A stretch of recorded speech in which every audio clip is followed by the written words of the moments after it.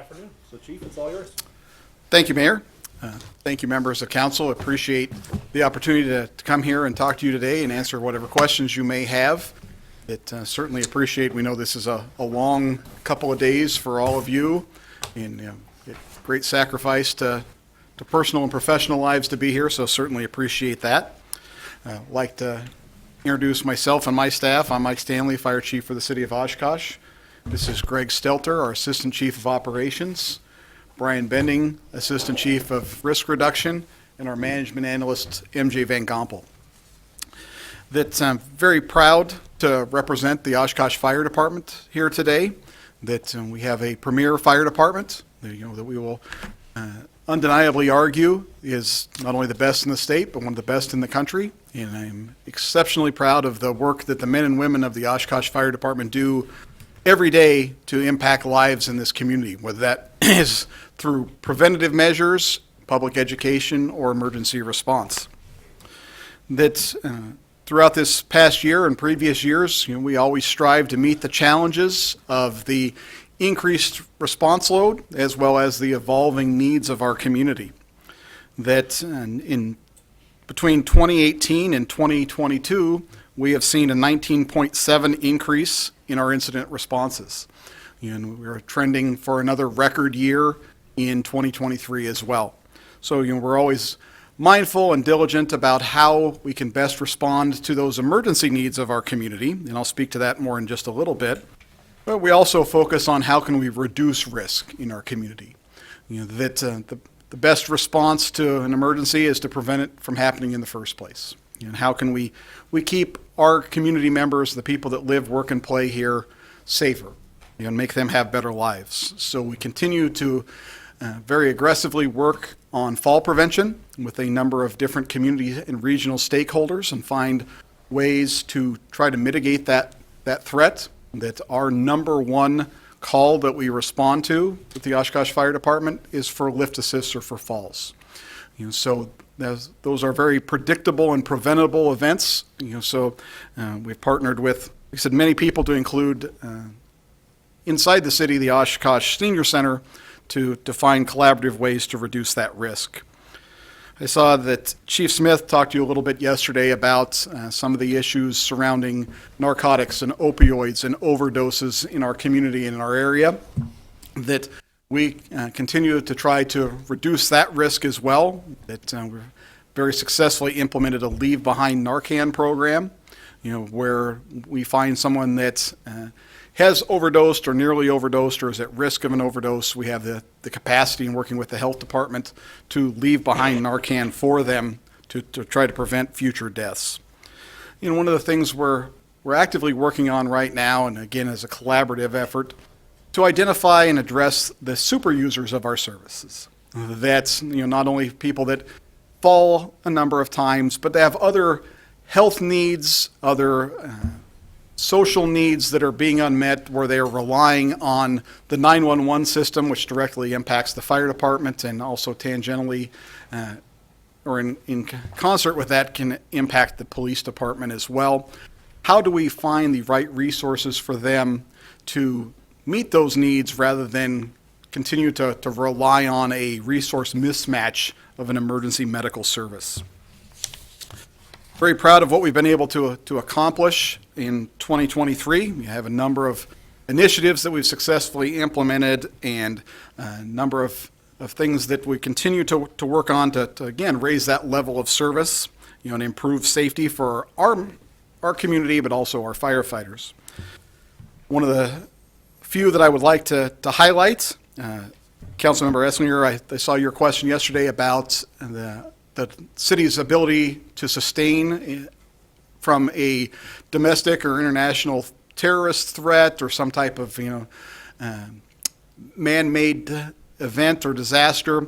That we spend a lot of time within the strategic planning looking at the resilience of our community to do just those things. So we are just wrapping up a citywide development of what's called a COOP plan, or a continuity of operation plan, that we had already in the last couple of years revised our emergency response plan of, what will we do if there is the tornado, the flood, the shooting, the whatever it might be. But the COOP plan is for every department in the city to, what's your essential functions that we have to keep operating? And we have to be able to provide water. We got to be able to provide police protection, fire protection. We're going to need to be able to support things with IT. How do we do those things and keep the continuity of the city business running? So like I said, we're just concluding that, so that's another key component, a big accomplishment for the fire department, for the city to implement those plans. Earlier this year, we were able to successfully work with the Winnebago County Communications Center to implement a thing called AVL, or Automatic Vehicle Location. And what that does is it tracks where our units are, whether it's our fire trucks or ambulances. And I would liken it almost to a Uber or Lyft type of model. That when the emergency happens, when somebody calls 911, gives that address, the computer locates the closest resource. So rather than the old historical traditional model of you always assume that the fire engine is in the fire station and you just take a pencil on a string and draw a circle around it and that's your response area, it truly finds where that closest resource is. Just like Uber finds the closest ride, it finds the closest fire apparatus and dispatches that unit so that we're ensuring that we have lower response times, that we are getting trained providers on scene of that emergency, getting the rescuers there faster to reduce the potential loss of life and property from fires or render emergency medical care. As I said, we're always trying to optimize our services to meet those demands. And then I saw Mr. Newman from IT earlier today talk about how we've been working with them for a lot of GIS projects and dashboarding to work towards international accreditation. And we're also just wrapping up, over the next couple of weeks, a very deep dive of a community risk assessment, a standard of cover, where we got a grant to bring in some consultants to evaluate that for us. And what that looks at is what are truly our risks that the fire department faces in our community? What are the risks that the different properties, the different neighborhoods, the different call types bring, and how do we tailor our responses and our prevention programs around that? Then also importantly, it looks at the standard of cover. And that is when somebody, at any given location for all different types of emergencies calls the fire department, are we able to respond in a fixed amount of time, depending on what type of emergency it is, with a given amount of resources? And using National Fire Protection Association standards, they can identify we need to, for example, get 17 firefighters on scene of a structure fire at a single family dwelling, a house, within 6 minutes and 40 seconds. So we're looking at how do we meet that standard, and do we fail to meet that standard? And as we struggle with those increasing call volumes and with a fixed amount of resources, we look at how can we again solve problems or close any gaps to make sure that we are providing that level of efficient service. Segueing to our budgets, we have basically, for all intents and purposes, 3 budgets at the fire department. And we have and I'll speak to each one. We have our operations budget, a special revenue budget, and our capital improvement plan. And so our operation budget starts on page 116. And that budget has stayed relatively static. We have seen some budgetary increases for 2024 relative to, much like you've heard from all of my colleagues, an increased cost of equipment, supplies, contracted services on our different equipment. The price for everything has gone up with inflation, and supply chain issues and all of those things of that nature. So we've had to adjust accordingly. So the simple explanation is, for example, in medical supplies, well, we're running more calls, so we're using more Band-Aids, and the cost of Band-Aids is increasing. So when you put those two things together, you're going to see an increased expense. Short of that, much like many other departments, certainly is very typical for public safety. The bulk of our operating budget resides in personnel for pay and benefits, and then all of the ancillary things to equip that personnel, whether it be uniforms, mops for the station, protective equipment, gloves, medical supplies, radios, all that type of thing comes out of that operating budget as well. Then on page 202 is our special revenue budget. That we accomplish a number of things within that budget. That's how we support our special operations teams. Before you go to that, you want to just ask if there's any questions from your operating budget? Sure. Just take a little break. Any questions from the operating budget before I move into special revenue? Maybe there are none. I just wanted. Yeah, just something that jumped out to me as a drastic decrease in overtime pay over the last couple of years into this projected budget. Can you speak to what's driving that or how you're able to accomplish that? Yeah, absolutely. Some of it revolves around decreases in special events. When you're looking over a span of a few years, for example, the year they didn't have EAA, you're going to see a dramatic impact for those services. Some of it is the staffing. When we've been able to stay at full staffing or even above staffing, we've been able to reduce overtime, and continue to drive that down. So it becomes a balance of vacancy savings versus overtime. So you see that they correspond pretty directly of the decrease in overtime cost and increase in personnel cost. But like I said, we've made a concerted effort to stay optimally staffed, so it does reduce some of that overtime.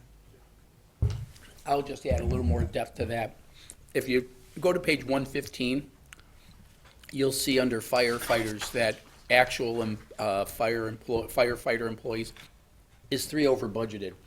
This is an ongoing experiment, I would say, that the idea was because of overtime being so high, if we allowed the fire department to overfill, would that help reduce overtime? Because when we have vacancies, a shift still needs to get filled, and it gets filled with overtime. Mm-hmm. So the idea was if we authorize greater than what we were budgetarily authorized, would we achieve savings? And I think part of that is due to the experiment is going well, but I think I'm just going to continue to let the chief overfill, kind of like what we were talking about yesterday with police. Yeah. This is a little more targeted, though. This is not just about getting the vacancies filled quickly, but it's these vacancies that occur on a regular basis that as long as we can limit overtime by filling it with existing people, then we'll be okay. And sure. Chief, you talked about it very briefly, but what's your take on the experiment? It's something that we want to continue to utilize.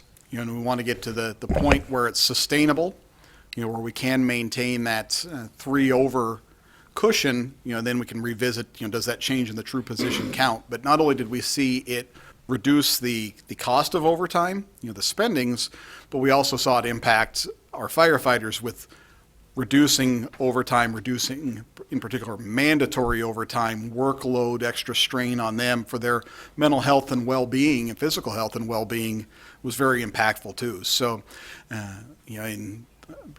predictably, we'll probably have some questions about recruitment from council, based on the ones I've seen you ask earlier today and yesterday, that, in today's competitive market, finding more than enough is pretty challenging, So as we continue to work on developing our talent pipeline and, implementing strategies to bring people into the organization and retain them, and as the industry, economy changes, things like that level out, we hope to get to that point where we can get into the embarrassment of riches of so many personnel.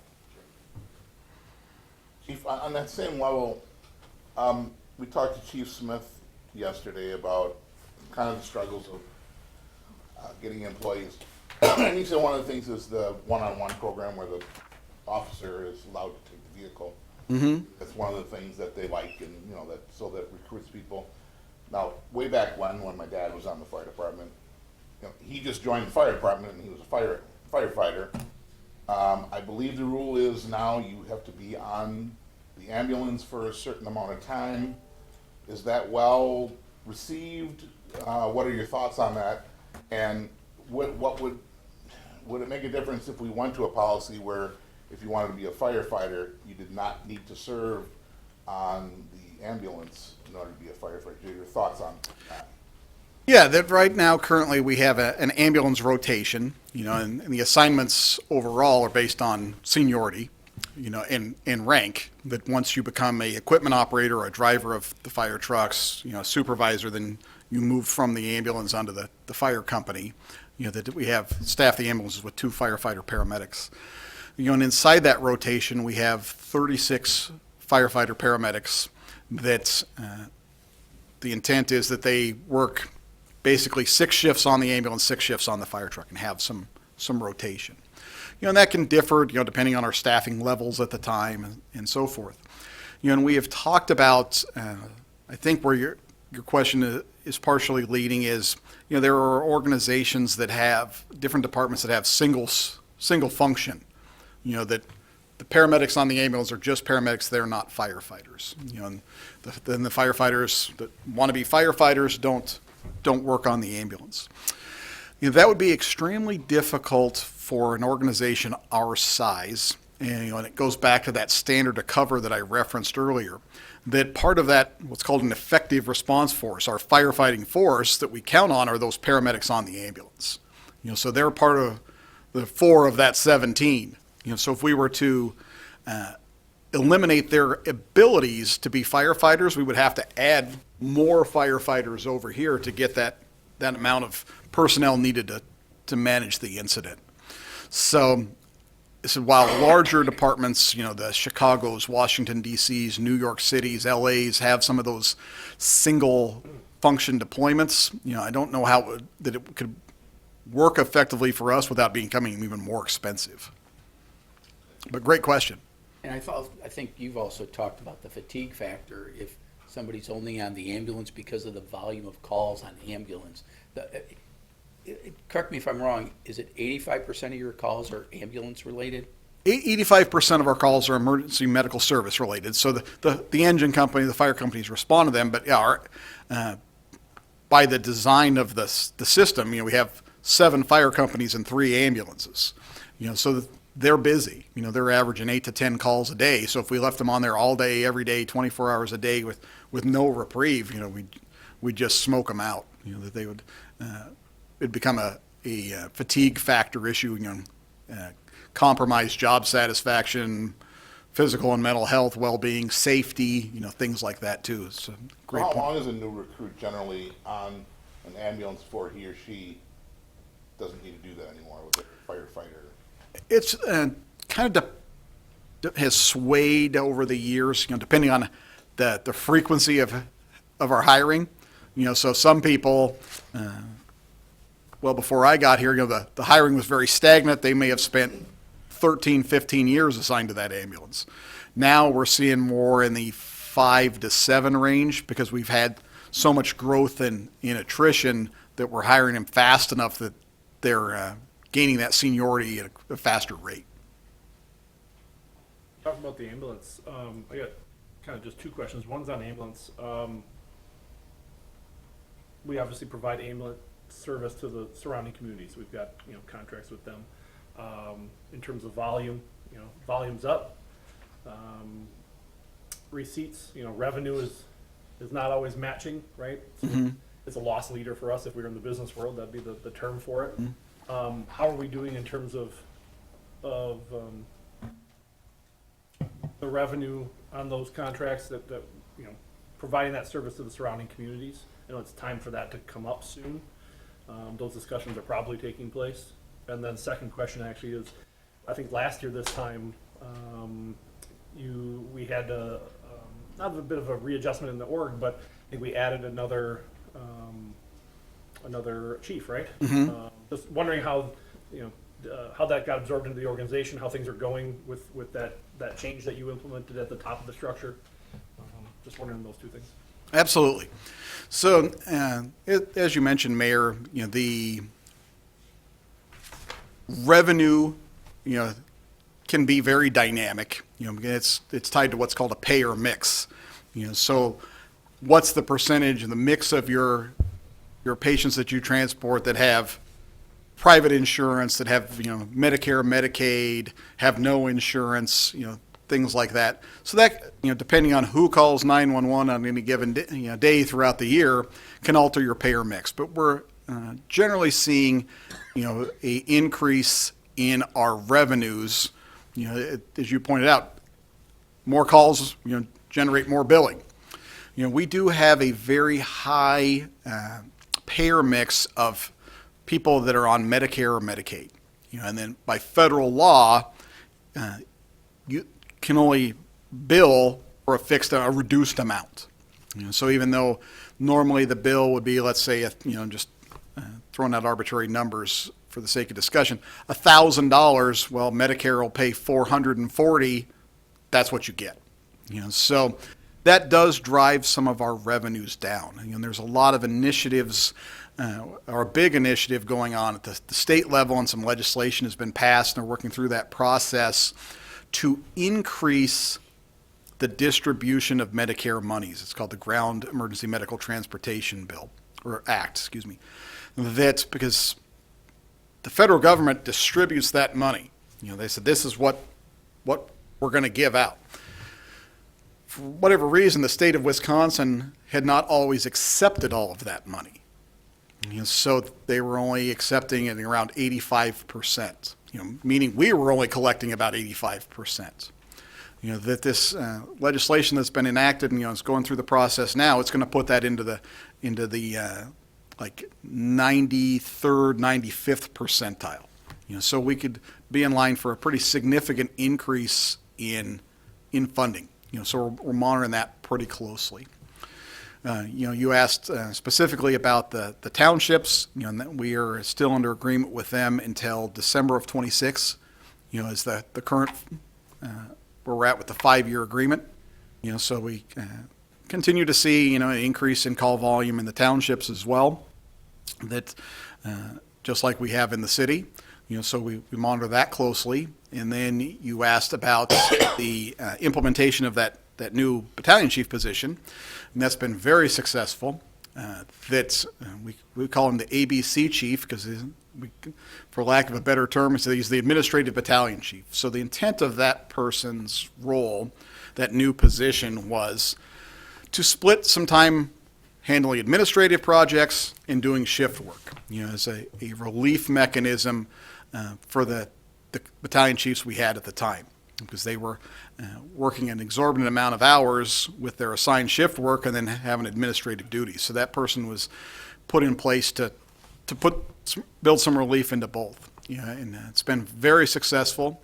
That we've been able to make some tremendous gains of the workload reduction for his colleagues, but also advancements for the department. So, we've been able to implement a designated health and safety officer. He's managing a number of key and critical projects for us as well. So we are seeing a very rich benefit from that position of helping with staffing, but also helping with some of that administrative workload. So that's been very successful, and we're very grateful that we were able to implement that last year with the help of council. Chief, do you want me to talk about the intergovernmental discussions? Because you talked about it, and I wasn't sure if you were like, well, the city manager got dragged into the meetings, and we essentially, I don't know if negotiate's the right word, but we had discussions with the surrounding townships about how we're going to get that number up. I think there was a little bit of sticker shock is probably the best way to put it over that number. But I think, and I'll give Assistant Chief Stelter a lot of credit, explaining to the other townships from an operational standpoint, he's the operations chief, how the number of people we have warrants them getting charged for all of them. We were only charging them for 18, Greg? I believe so on the old. 18 of the lowest paid firefighter paramedics. Why it was the lowest paid goes a long way back. There's a long history, but we're like, we've got to forget about the history. This is what we're doing now. And I think Greg made a compelling case that we have 33 of those people, plus our 3 EMS coordinators. They were paying for 18. They should have been paying for 36. So that was a large pill for them to swallow. What we agreed to do is to ramp it up, that they would be, that we're going to implement it next year, and they're going to pay for 70% of that full contingent. The next year, 80% of that full contingent, 90%, then 100%. Then they'll be billed 100% of all that. That gives them the opportunity to ramp it up, and gives us the opportunity to start collecting more of those funds that we should have been collecting.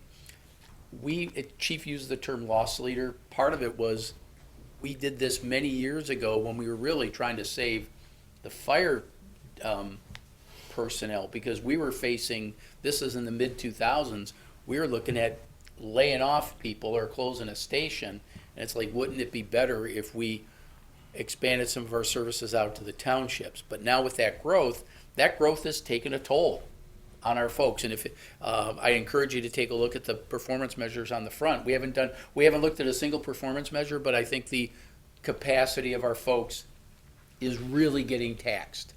And I'll defer to Chief Stanley or Chief Stelter to kind of talk about that. But we're hitting up against some standards that the chief has been using for a number of years, and we need to get some relief. And it starts with getting them used to, the other townships used to paying their full freight on what we have.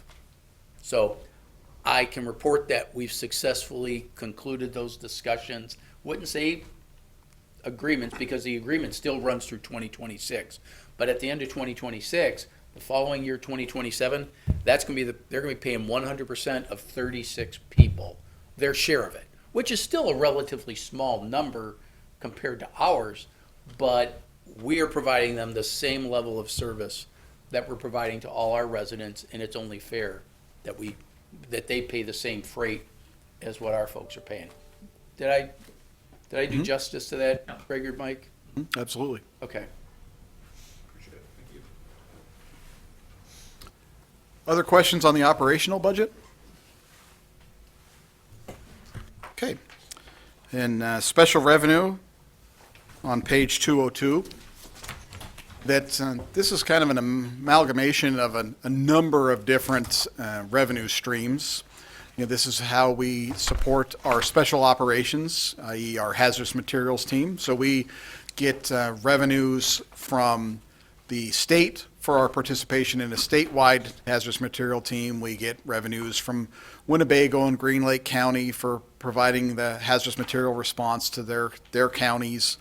You know, so we gain revenue through that. You know, there's also, whenever there's funding from the state for EMS supplemental funds, they distributed some ARPA funds through emergency medical services that pass through this account. You know, as we get donations and, more importantly, grants that all hit this account.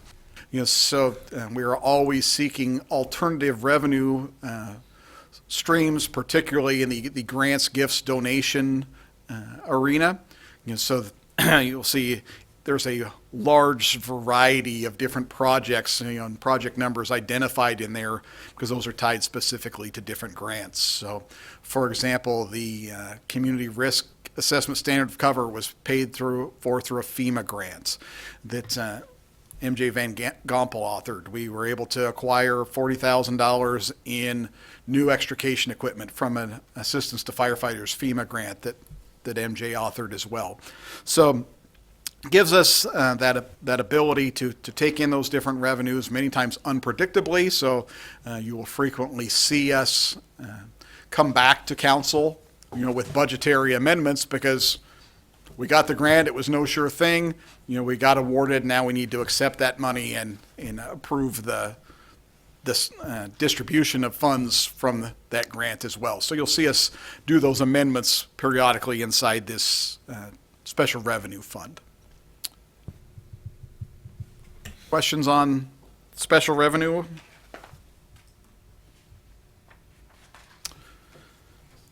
Okay, and then the last piece that we have starts on page 450 in the capital improvement plan, where it's broken down by departments. And we've got a number of projects for next year and in the subsequent following years that are outlined. in the CIP, that we are very long overdue for a training center, so we're very excited about in '24 moving into the next phase of development of the training center on Sawyer. There's also a number of projects in there to purchase equipment, things you'll see, thermal cameras and heart monitors and protective equipment, so lots of ability or inside this capital improvement plan to improve the safety of our firefighters, and to put the best and most efficient and effective equipment in place to serve our community.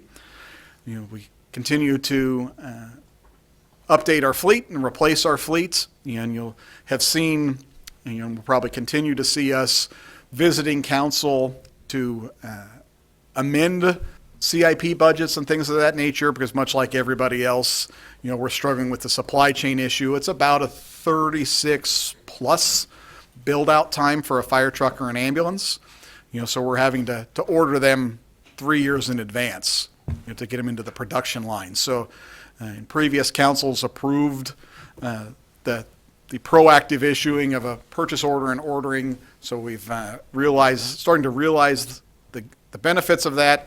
We've taken possession of a new fire engine in 2023 that we're putting in service. We'll receive another fire truck in 2024 and in 2025 that we've had ordered for 3 years. So kind of a weird world we live in, that we have to, instead of a 9-month turnaround time that it used to be, that it's 36 to 48 months on fire trucks and ambulances.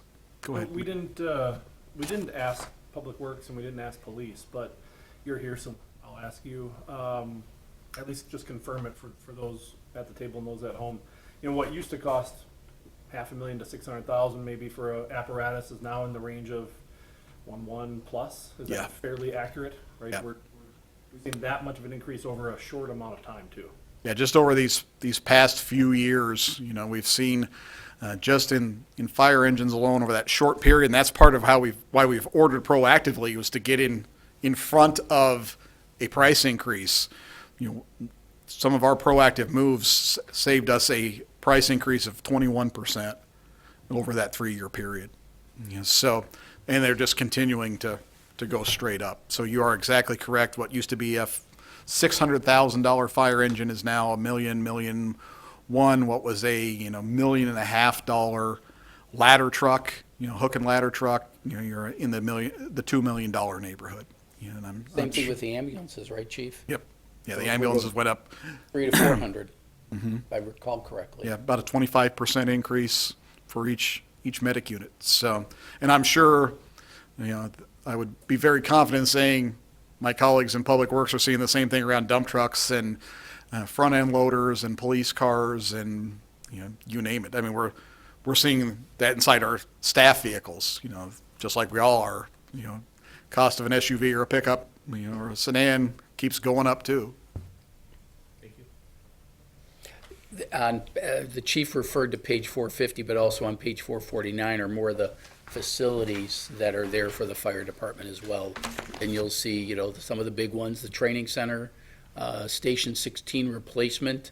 Chief and I have had discussions with property owners in and around that vicinity.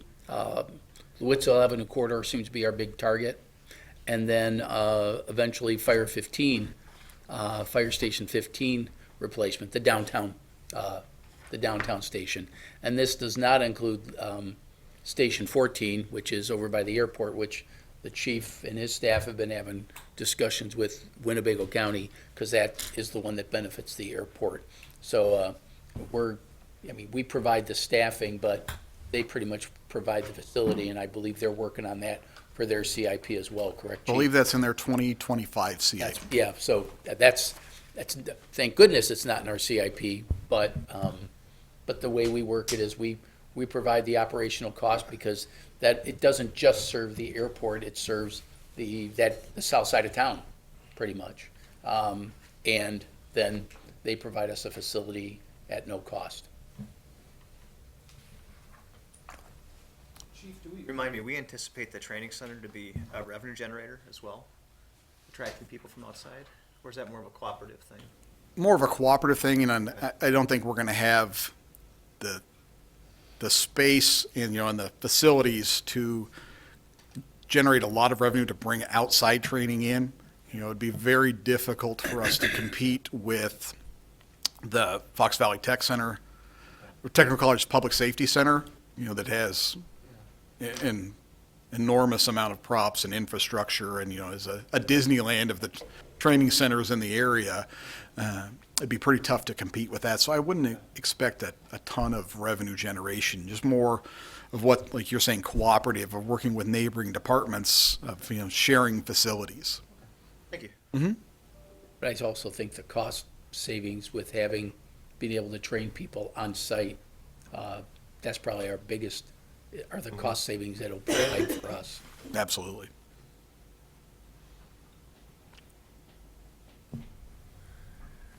The only other thing I got is I'd really like to try that $8,000 pressure washer.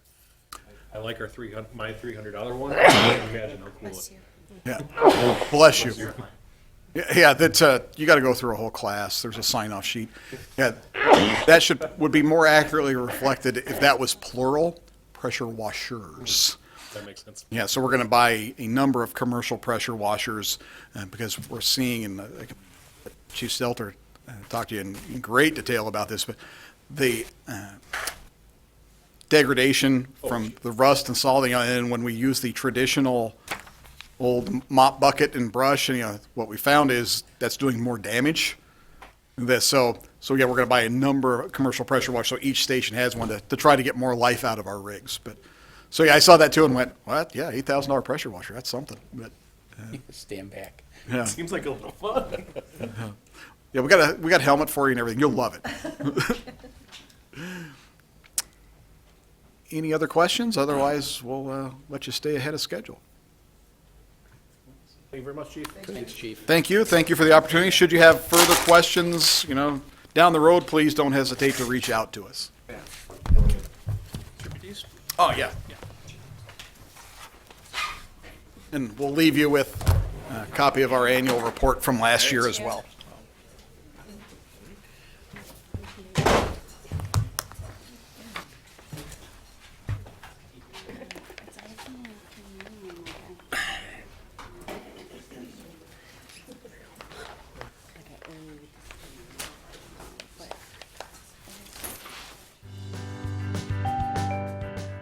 The Oshkosh Common Council is currently in a break. For a schedule of all GovTV programming, visit our website at oshkoshmedia.org.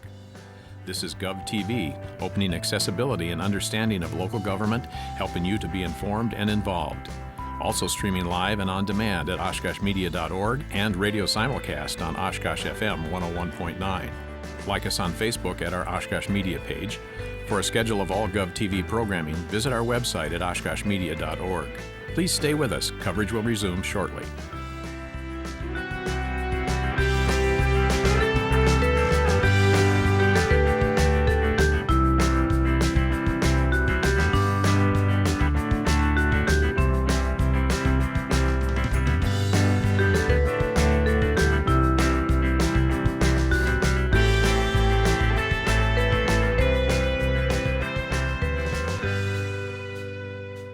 The Oshkosh Common Council is currently in a break.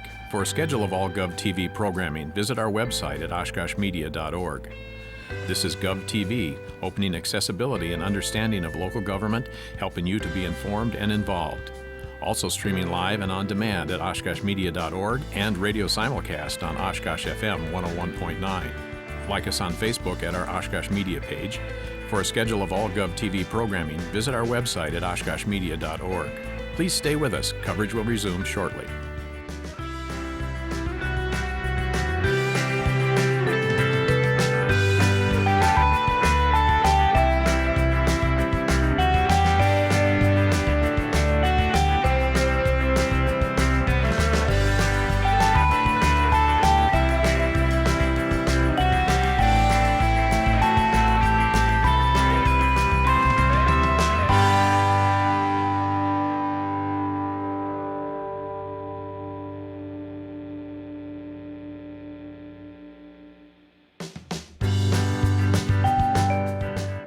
The Oshkosh Common Council is currently in a break. For a schedule of all GovTV programming, visit our website at oshkoshmedia.org.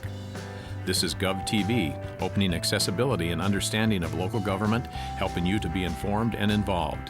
Also streaming live and on demand at oshkoshmedia.org and radio simulcast on Oshkosh FM 101.9. Like us on Facebook at our Oshkosh Media page. For a schedule of all GovTV programming, visit our website at oshkoshmedia.org. Please stay with us. Coverage will resume shortly.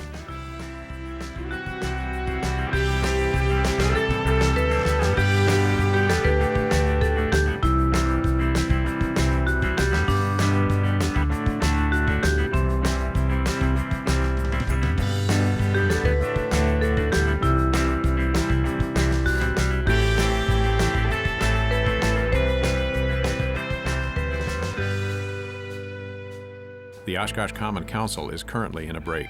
For a schedule of all GovTV Today, we've got library, saving the best for last. Yeah. Floor is yours.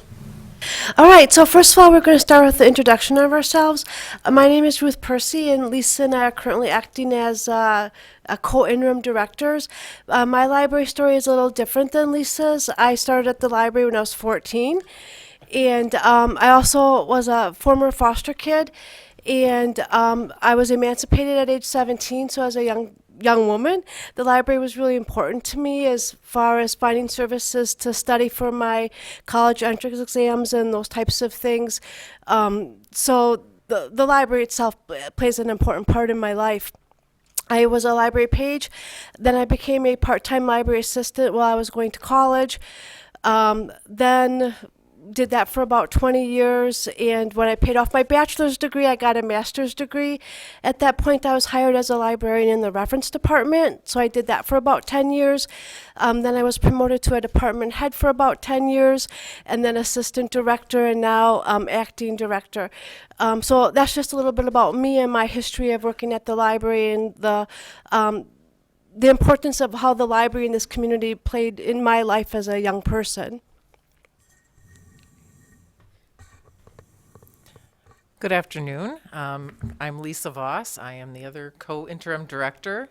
I have been with the library for about 15 years. My experience is different than Ruth's. I was a library kid growing up. Always still remember being at the Derwachter Memorial Library in Germantown, Wisconsin for story time and just spending a lot of time there exploring and looking for books. My experience with the Oshkosh Public Library began as a patron. I would bring my 3 small children, age 4 and under, to the library at least once a week to get books, to play, to just spend some time with other moms. So grew to love the library, and then was fortunate to have the opportunity to come and work here later on in my career. So very happy to be here and talking to you today about the library, and hope we can answer any questions that you might have.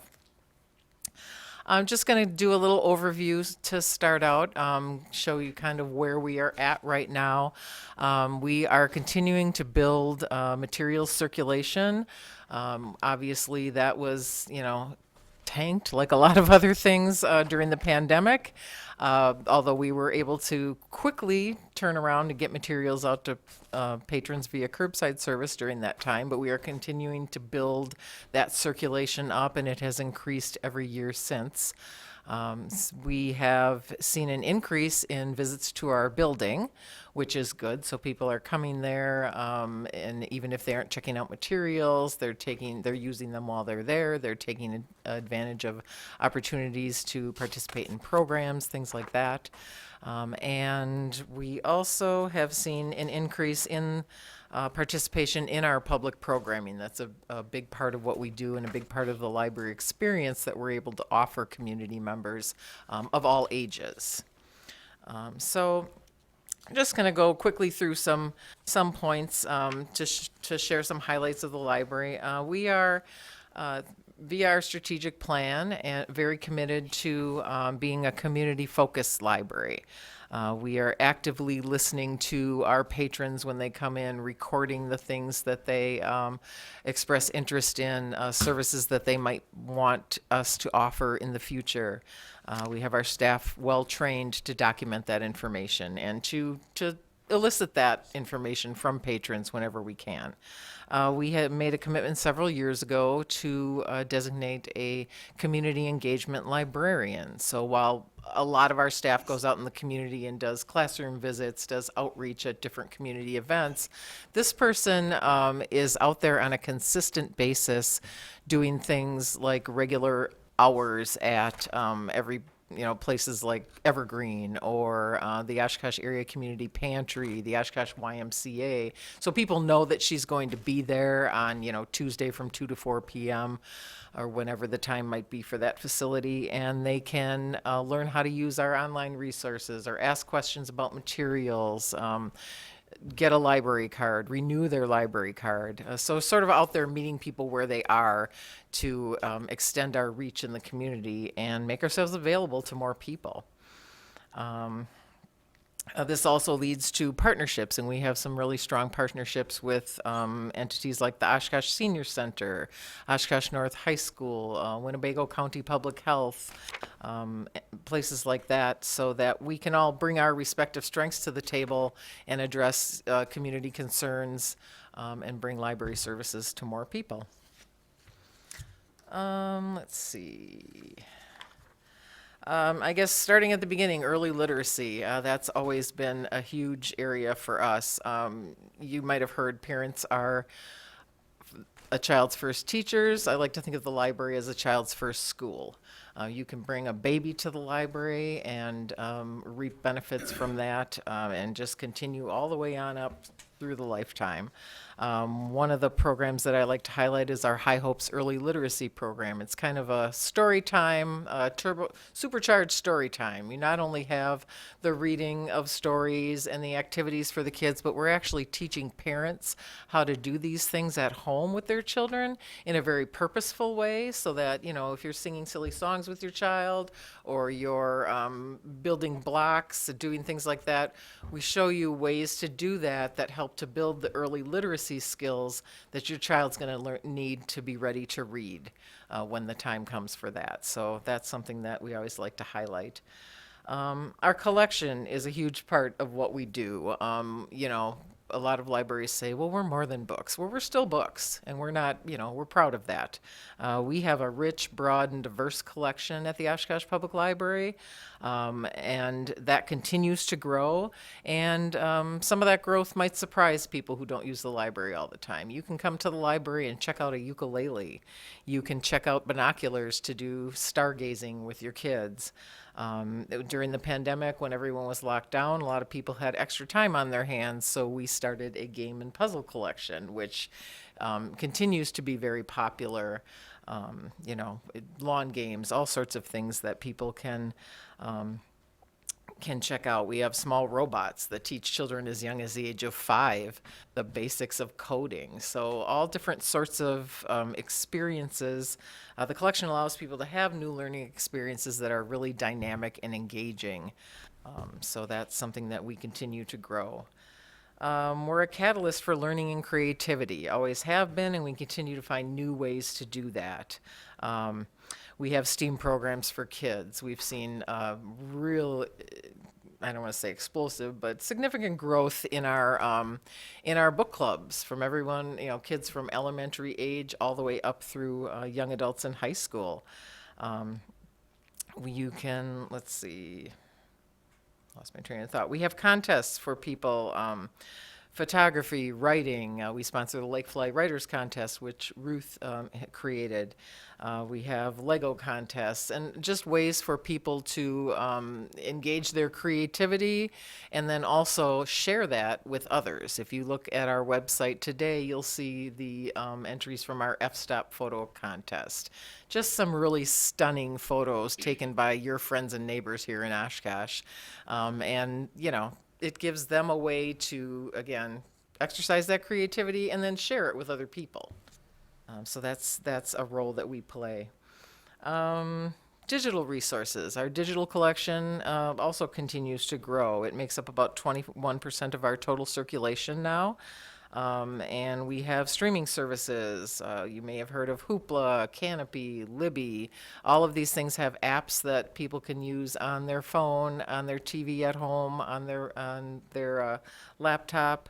And it's really important for us to be able to offer these things because that's the way people are accustomed to reading, watching, and listening to media these days. So we have to keep up with that, and we can do it in a way that makes it available to people with nothing but a library card.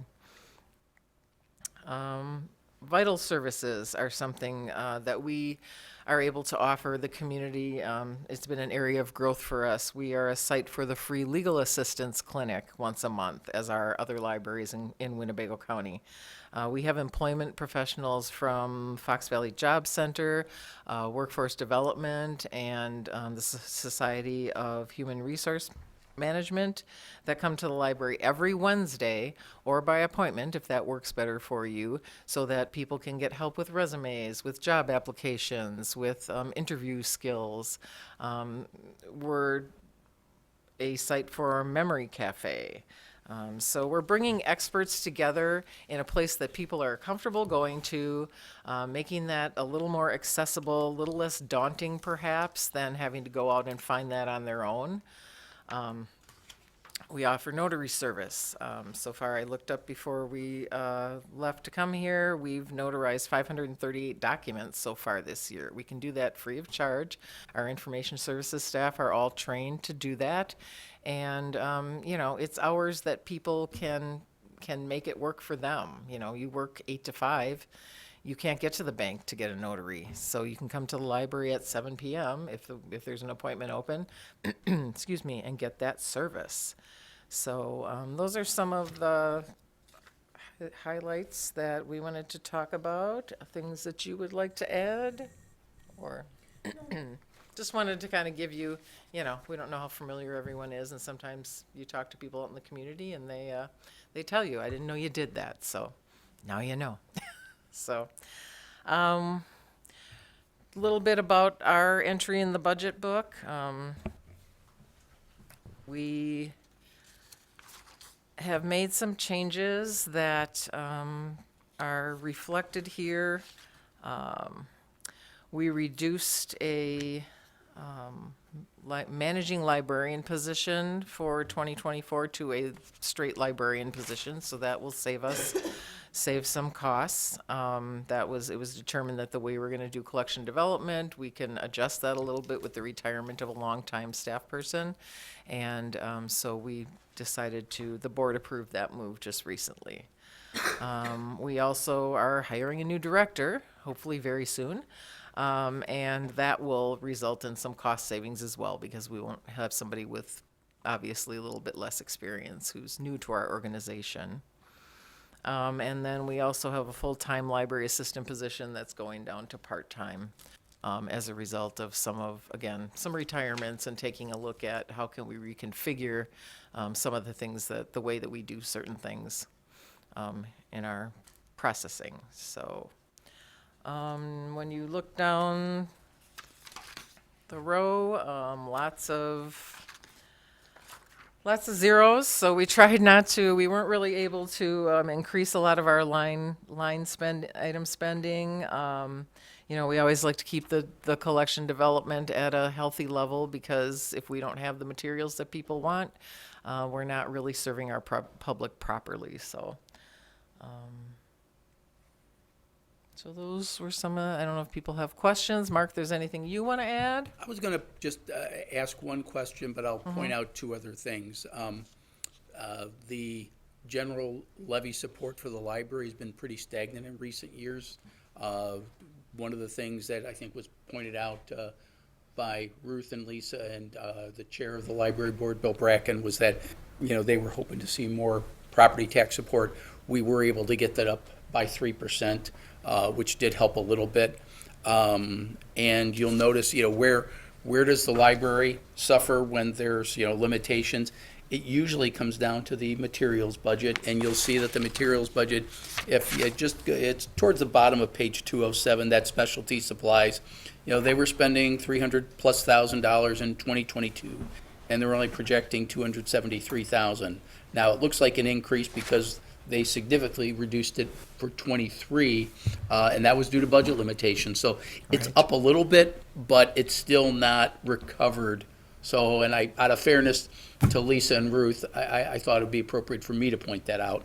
And then the question was that is, and I know the answer because Jeff, before you and you both talked to me about it, the county aid, it's a little fluctuating, and I think we benefited from COVID because of that, but now Right, it's wearing off. It was a spike that we saw in COVID. I have to say, we did a very good job of communicating with folks about our online resources, our digital resources during COVID. And so we saw increases in the county for use of ebooks and other digital resources. So now that's sort of normalizing. So we saw a significant drop, about $80,000 in Winnebago County revenue this year. So that's the story on that. Two things. One, I don't think I heard you at the beginning talk about a couple accomplishments at least. Some record numbers in '23 for circulation and visits, right? Early part of '23. I think you're at the bottom of your accomplishment. So we had some good summer months. I think people were happy to be completely back, and summer is always busy for us because of, school being out and people taking that opportunity to come back to the library. So we're building it back up. For those on council that are a little bit newer, just to point out, it's obvious for a couple of us, but the library's budget is different. We have little control. This is us supporting the library's efforts and what they do for this community through levy dollars. The library board is what controls their budget. And I just kind of piggybacking off of what Mark said in terms of support in the last couple of years. This is basically we decide the levy number, and they decide how to best spend those dollars to support the community. Just kind of wanted to, for our newest ones, point out. Clarify, that they knew that's how that worked. This is a unique one. I just have a couple comments that I believe that it's been a small increase over the past 7 years. It's been quite a while. And then also one of the questions that I would have as a member of the public is if our circulation is going up, but it's not going up as high as our door visits, we do sell monthly bus passes for the city, and it's astronomical. I'm actually shocked how many bus passes we sell out of our building. But we also offer, besides the notary, we can shred, fax, scan. You can scan and email it. You can bring in a flash drive and print off of that. We do a lot of people who come in and print off of their phone through our wireless service. So we are seeing people that are using the library, although we still have books and we still push books, there are a lot of people that come in for just these ordinary activities that people need to do to manage their daily affairs. The only comment I wanted to make is, I'm sure most people in this room know, but it's also an amazing place for the people experiencing homelessness. That is typically their daytime, while they're working on searching for jobs or apartments or anything else like that. The library serves a really, really good function in this community as well.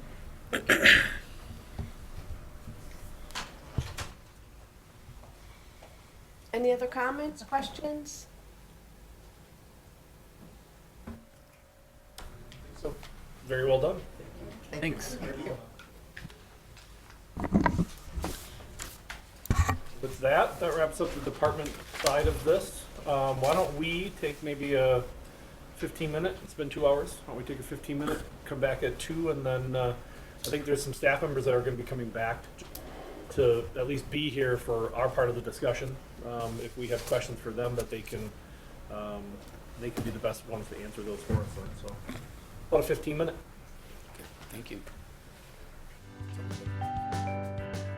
The Oshkosh Common Council is currently in a break. For a schedule of all GovTV programming, visit our website at oshkoshmedia.org. This is GovTV, opening accessibility and understanding of local government, helping you to be informed and involved. Also streaming live and on demand at oshkoshmedia.org and radio simulcast on Oshkosh FM 101.9. Like us on Facebook at our Oshkosh Media page. For a schedule of all GovTV programming, visit our website at oshkoshmedia.org. Please stay with us. Coverage will resume shortly.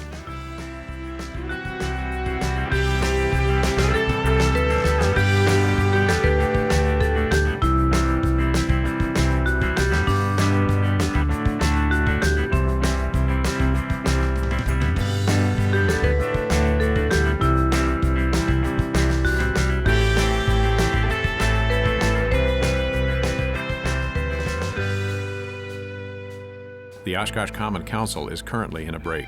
For a schedule of all GovTV programming, visit our website at oshkoshmedia.org. This is GovTV, opening accessibility and understanding of local government, helping you to be informed and involved. Also streaming live and on demand at oshkoshmedia.org and radio simulcast on Oshkosh FM 101.9. Like us on Facebook at our Oshkosh Media page. For a schedule of all GovTV programming, visit our website at oshkoshmedia.org. Please stay with us. Coverage will resume shortly.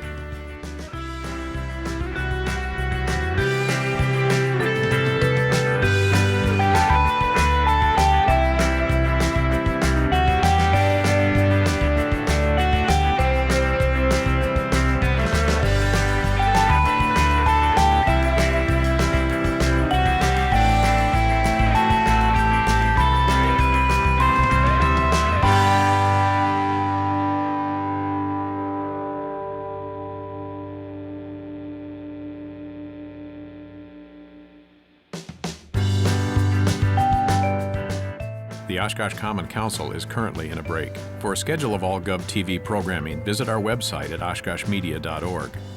This is GovTV, opening accessibility and understanding of local government, helping you to be informed and involved. Also streaming live and on demand at oshkoshmedia.org and radio simulcast on Oshkosh FM 101.9. Like us on Facebook at our Oshkosh Media page.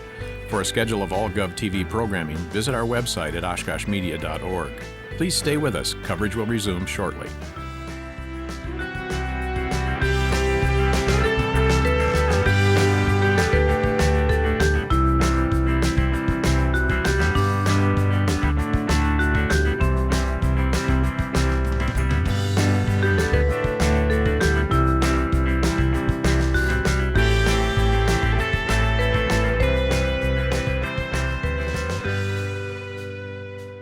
The Oshkosh Common Council is currently in a break.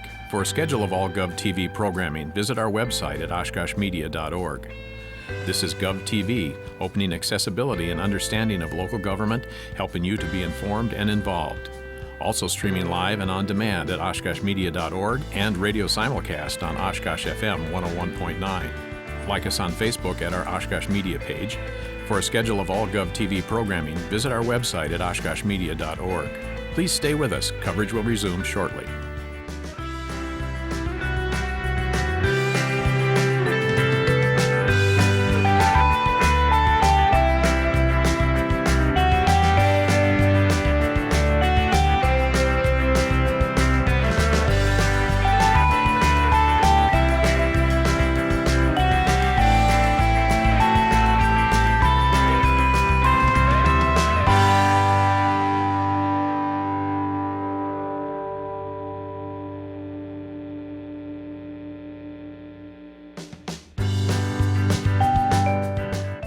The Oshkosh Common Council is currently in a break. For a schedule of all GovTV programming, visit our website at oshkoshmedia.org. This is GovTV, opening accessibility and understanding of local government, helping you to be informed and involved. Also streaming live and on demand at oshkoshmedia.org and radio simulcast on Oshkosh FM 101.9. Like us on Facebook at our Oshkosh Media page. For a schedule of all GovTV programming, visit our website at oshkoshmedia.org. Please stay with us. Coverage will resume shortly.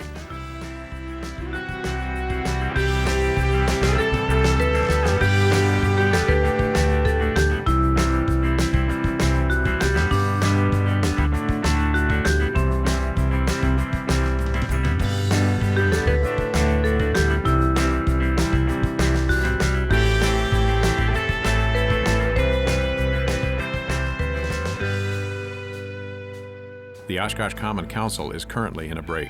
For a schedule of all GovTV programming, visit our website at oshkoshmedia.org. This is GovTV, opening accessibility and understanding of local government, helping you to be informed and involved.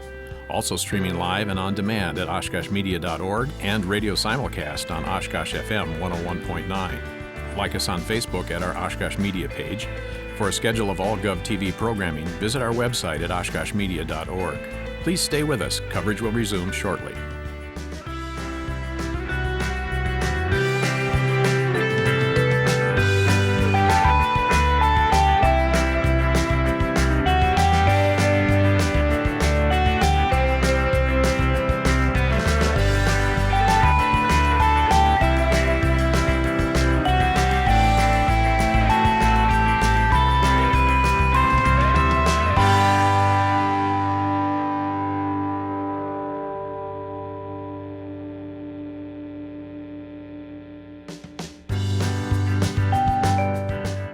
The Oshkosh Common Council is currently in a break. For a schedule of all GovTV programming, visit our website at oshkoshmedia.org. This is GovTV, opening accessibility and understanding of local government, helping you to be informed and involved. Also streaming live and on demand at oshkoshmedia.org and radio simulcast on Oshkosh FM 101.9. Like us on Facebook at our Oshkosh Media page. For a schedule of all GovTV programming, visit our website at oshkoshmedia.org. Please stay with us. Coverage will resume shortly.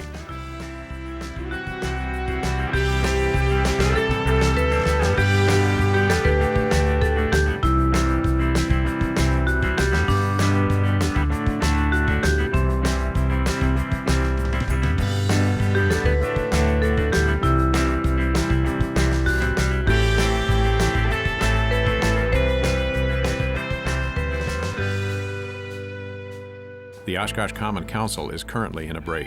For a schedule of all GovTV programming, visit our website at oshkoshmedia.org. This is GovTV, opening accessibility and understanding of local government, helping you to be informed and involved.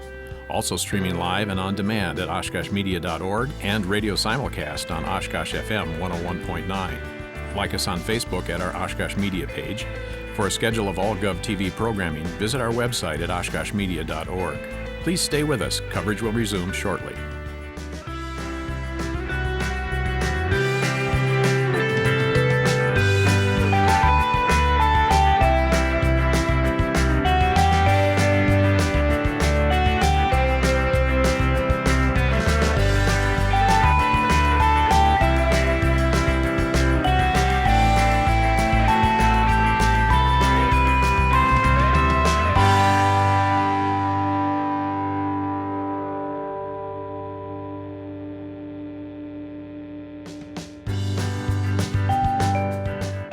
The Oshkosh Common Council is currently in a break. For a schedule of all GovTV programming, visit our website at oshkoshmedia.org. This is GovTV, opening accessibility and understanding of local government, helping you to be informed and involved. Also streaming live and on demand at oshkoshmedia.org and radio simulcast on Oshkosh FM 101.9. Like us on Facebook at our Oshkosh Media page. For a schedule of all GovTV programming, visit our website at oshkoshmedia.org. Please stay with us. Coverage will resume shortly.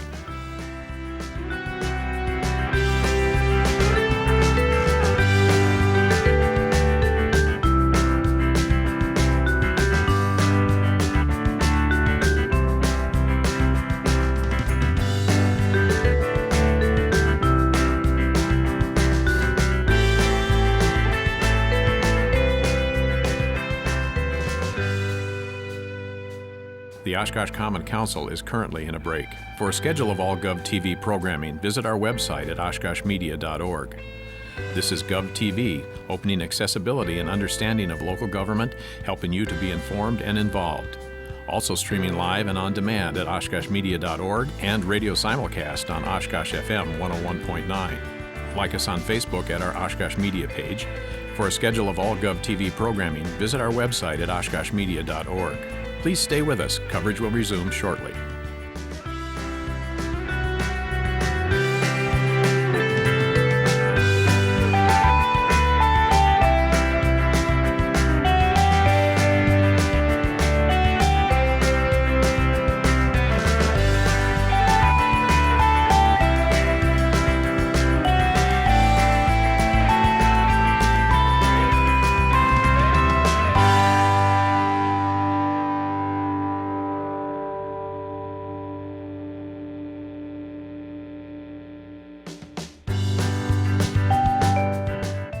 The Oshkosh Common Council is currently in a break. For a schedule of all GovTV programming, visit our website at oshkoshmedia.org. This is GovTV, opening accessibility and understanding of local government, helping you to be informed and involved. Also streaming live and on demand at oshkoshmedia.org and radio simulcast on Oshkosh FM 101.9. Like us on Facebook at our Oshkosh Media page. For a schedule of all GovTV programming, visit our website at oshkoshmedia.org. Please stay with us. Coverage will resume shortly.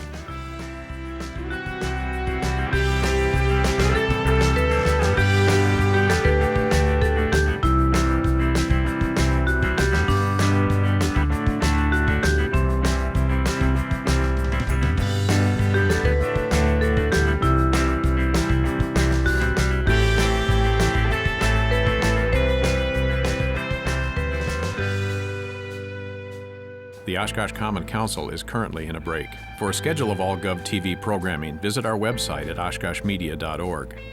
This is GovTV, opening accessibility and understanding of local government, helping you to be informed and involved.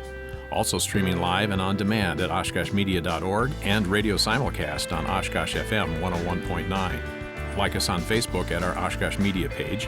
For a schedule of all GovTV programming, visit our website at oshkoshmedia.org. Please stay with us. Coverage will resume shortly.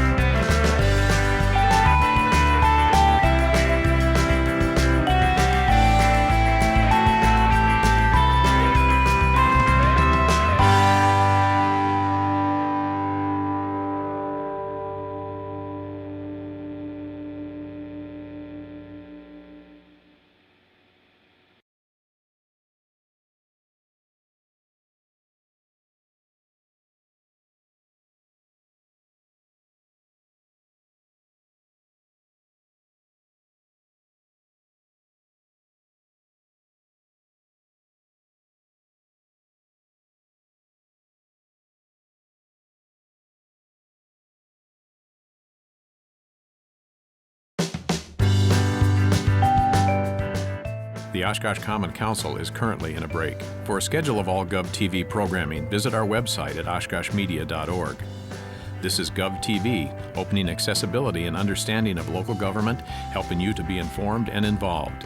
Also streaming live and on demand at oshkoshmedia.org and radio simulcast on Oshkosh FM 101.9. Like us on Facebook at our Oshkosh Media page. For a schedule of all GovTV programming, visit our website at oshkoshmedia.org. Please stay with us. Coverage will resume shortly.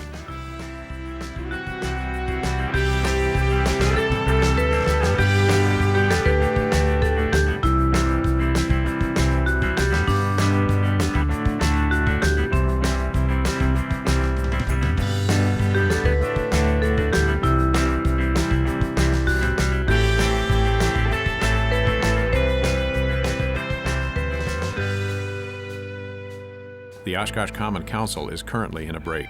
For a schedule of all GovTV programming, visit our website at oshkoshmedia.org. This is GovTV, opening accessibility and understanding of local government, helping you to be informed and involved. Also streaming live and on demand at oshkoshmedia.org and radio simulcast on Oshkosh FM 101.9. Like us on Facebook at our Oshkosh Media page. For a schedule of all GovTV programming, visit our website at oshkoshmedia.org. Please stay with us. Coverage will resume shortly.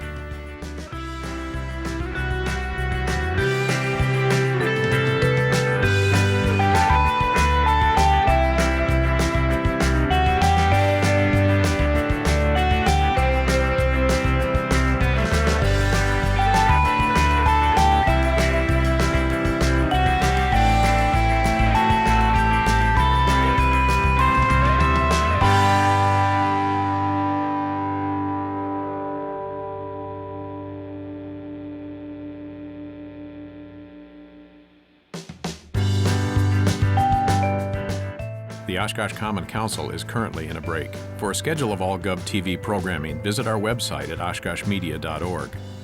This is GovTV, opening accessibility and understanding of local government, helping you to be informed and involved. Also streaming live and on demand at oshkoshmedia.org and radio simulcast on Oshkosh FM 101.9. Like us on Facebook at our Oshkosh Media page. For a schedule of all GovTV programming, visit our website at oshkoshmedia.org. Please stay with us. Coverage will resume shortly.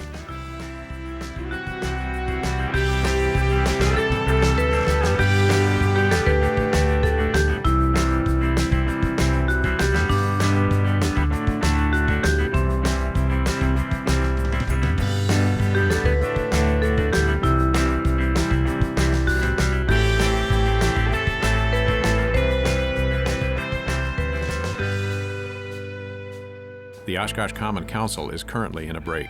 For a schedule of all GovTV programming, visit our website at oshkoshmedia.org. This is GovTV, opening accessibility and understanding of local government, helping you to be informed and involved. Also streaming live and on demand at oshkoshmedia.org and radio simulcast on Oshkosh FM 101.9. Like us on Facebook at our Oshkosh Media page. For a schedule of all GovTV programming, visit our website at oshkoshmedia.org. Please stay with us. Coverage will resume shortly.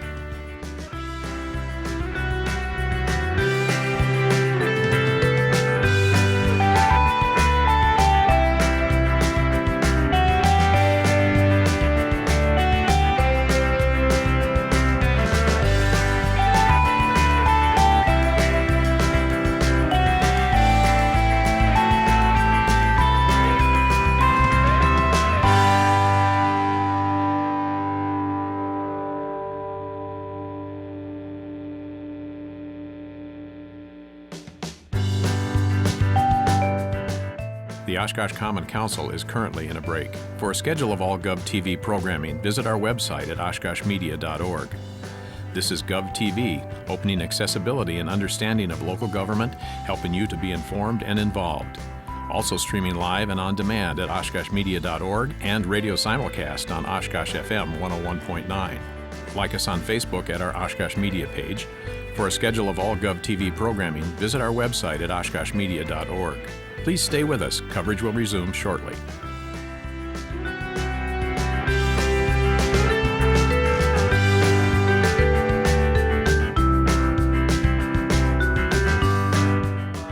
We're a little after 2 o'clock.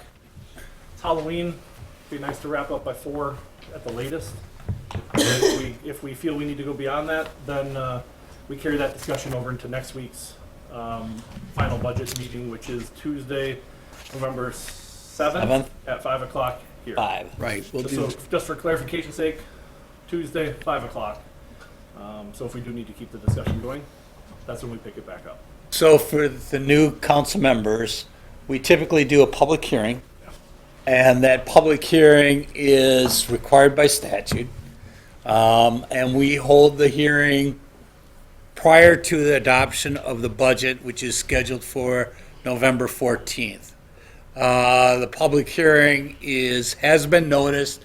We're required to do a 15-day notice, so that's already been in the paper, and it's set for Tuesday at 5 o'clock.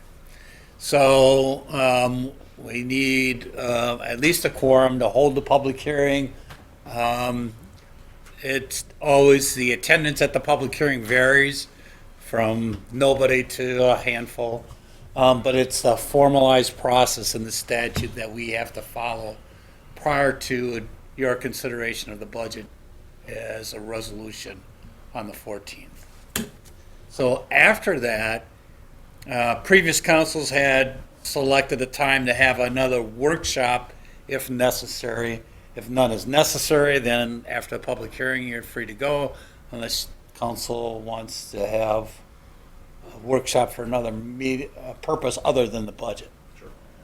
So if discussion needs to continue, that's when we would do that, and/or I do know yesterday we touched on special assessments a bit. It may be appropriate that ends up being the main topic maybe of that evening. It's a budgetary item. We can notice it properly and still give staff enough time to give us some more information that we were still looking for to have that, to at least for us 7 to have a better discussion about ideas of if we do something, how we do it, and what we do. So just some thoughts as we kind of move forward. So if we don't get through everything, we've got time to do it. So Mark has presented us with his executive budget that fell in within the parameters of what we gave him earlier in the year, a roughly 4% levy increase. For Mike and Lindsay and I, having gone through the last couple budgets, this process has been cleaner. We can attest to some of the enhancement process or adding on to the budget can get interesting at times, and so we appreciate Mark putting together a budget that says this is, in his opinion, as the chief executive of this community, what's best for Oshkosh within the financial parameters that we gave him. So we can talk about I bet you there is a wish list. If he had a few more dollars, another $250,000, another $500,000, what could fit within that.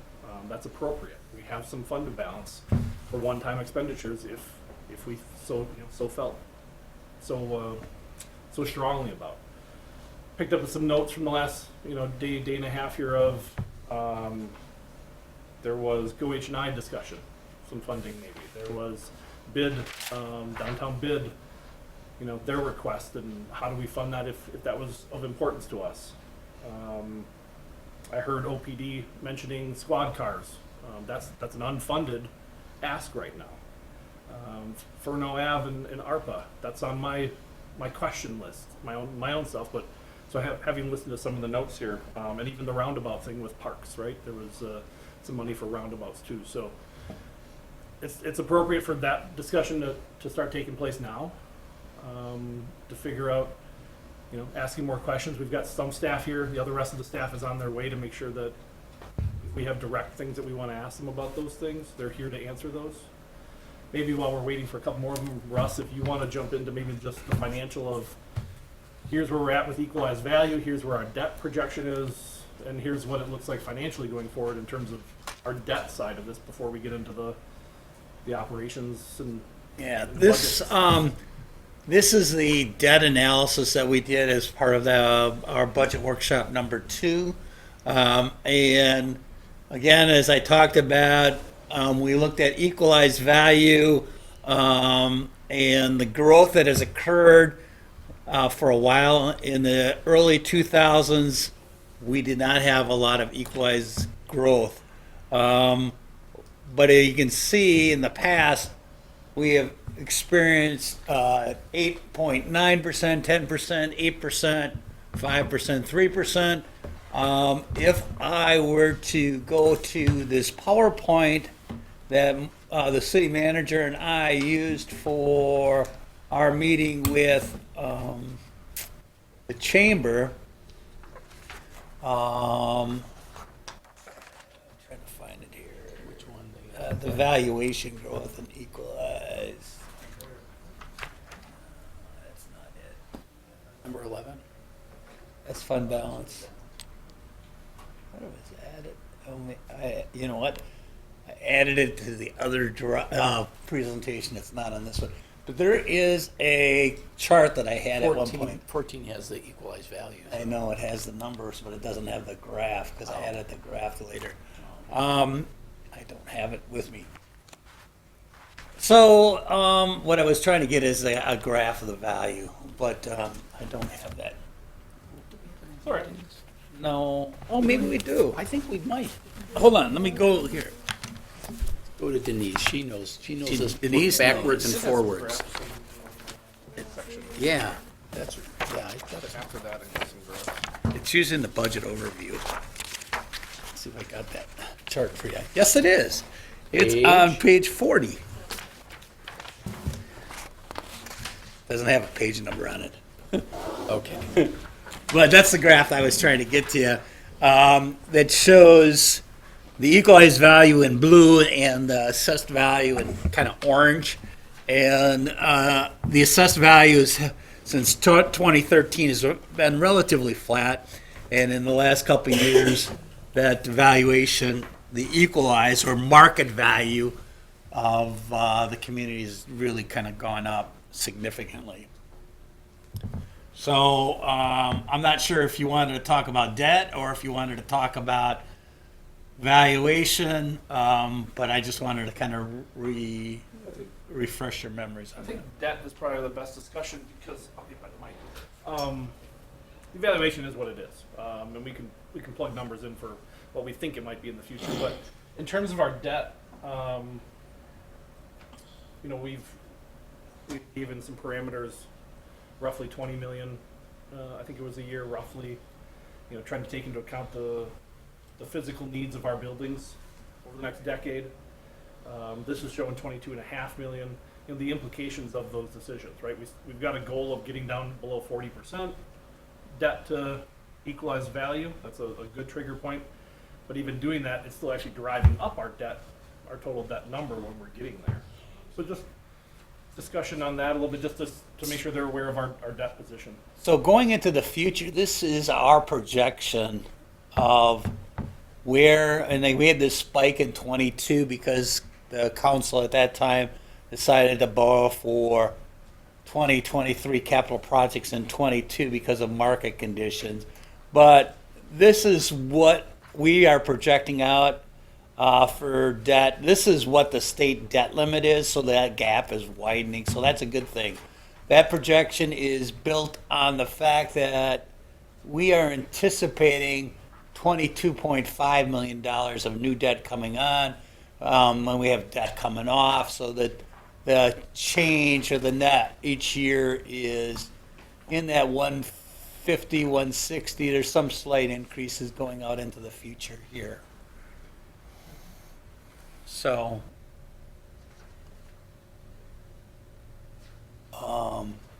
what we have is issuing $22.5 million is what the last time we talked about a potential policy for like the next couple of years, and then going back to $20 million a year.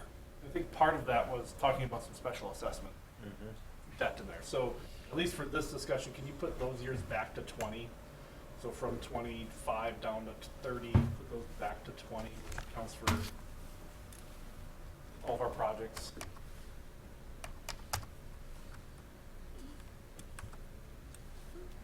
Did I do that right? Yeah, just drag it then.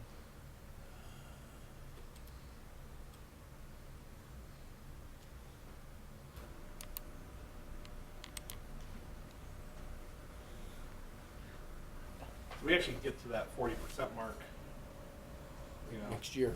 26-ish.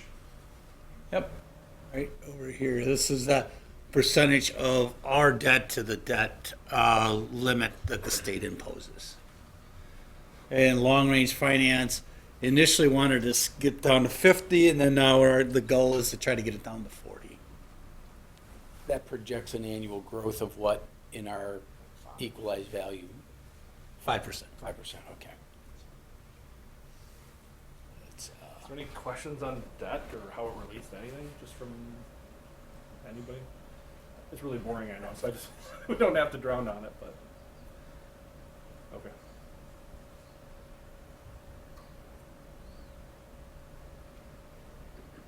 Mark's doing math in his head. Yep, I'm just doing that.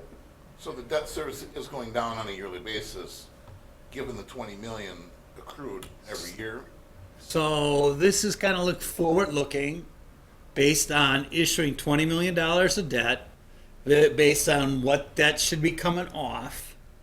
And this column here is the net change right here. Here's the outstanding debt.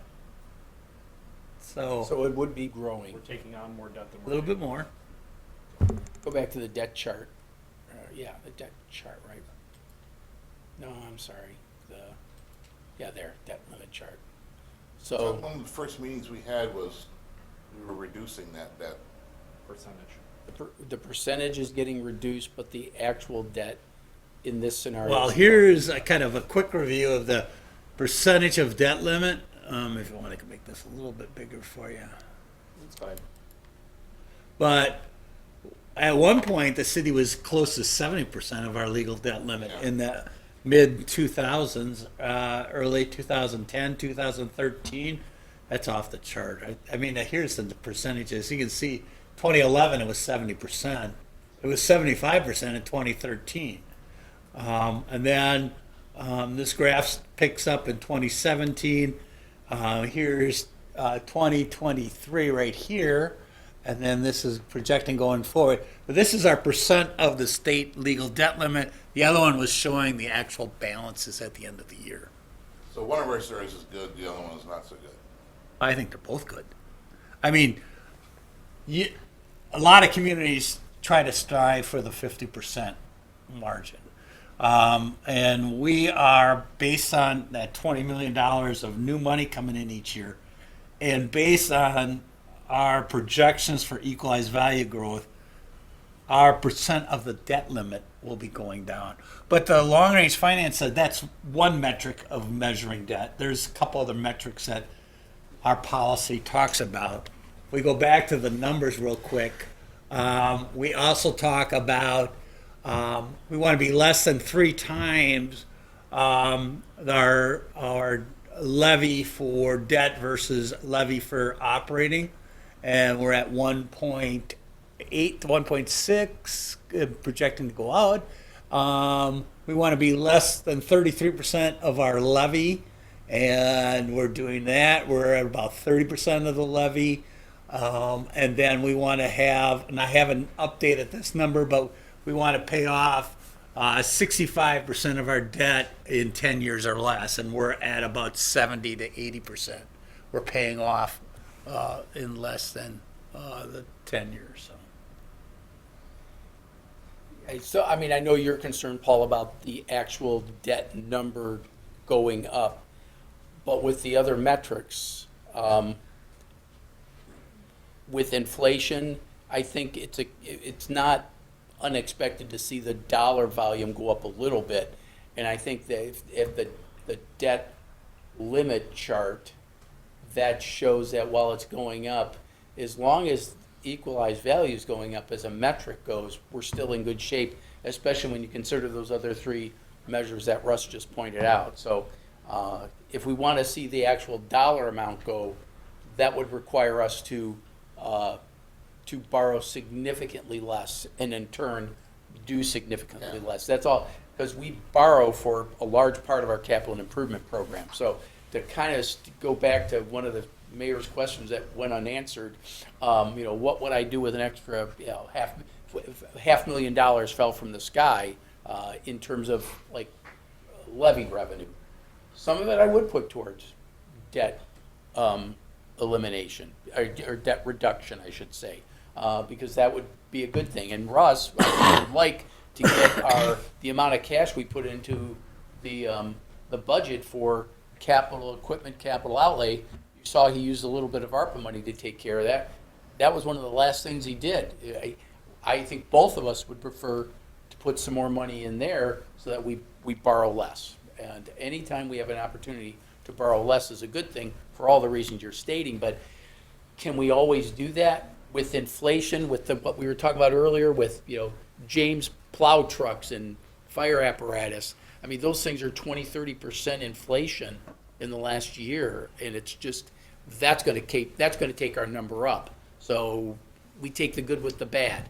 Our equalized value goes up, our debt goes up a little. As long as that gap is continuing to trend wider, I think we're in good shape. Now, that's why I asked, what was the assumption Russ put in? He put in an assumption of 5%. If that assumption was 2%, I'd feel a little less comfortable. Could you change it to 2? Because that's what we were seeing you're a really good part of the last testing my decade. Well, yeah, come on, it's fun. There you go. Put 2, and it's just to illustrate. That's what's.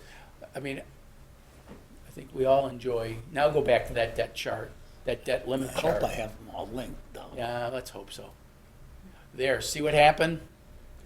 That's getting a little flatter.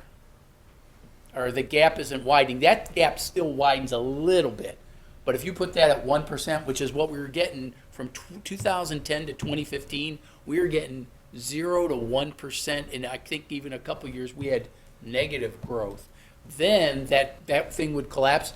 Then I would say we got to limit the actual debt number because we got to widen that gap. As long as the gap's widening, we're in good shape. But even with 2% growth in equalized value, if you knock it back down, we're still holding our own, but we're not dipping below 40%, which is one of the measurements we were looking at. Russ, remind us the debt policy, what we're targeting for percentage-wise?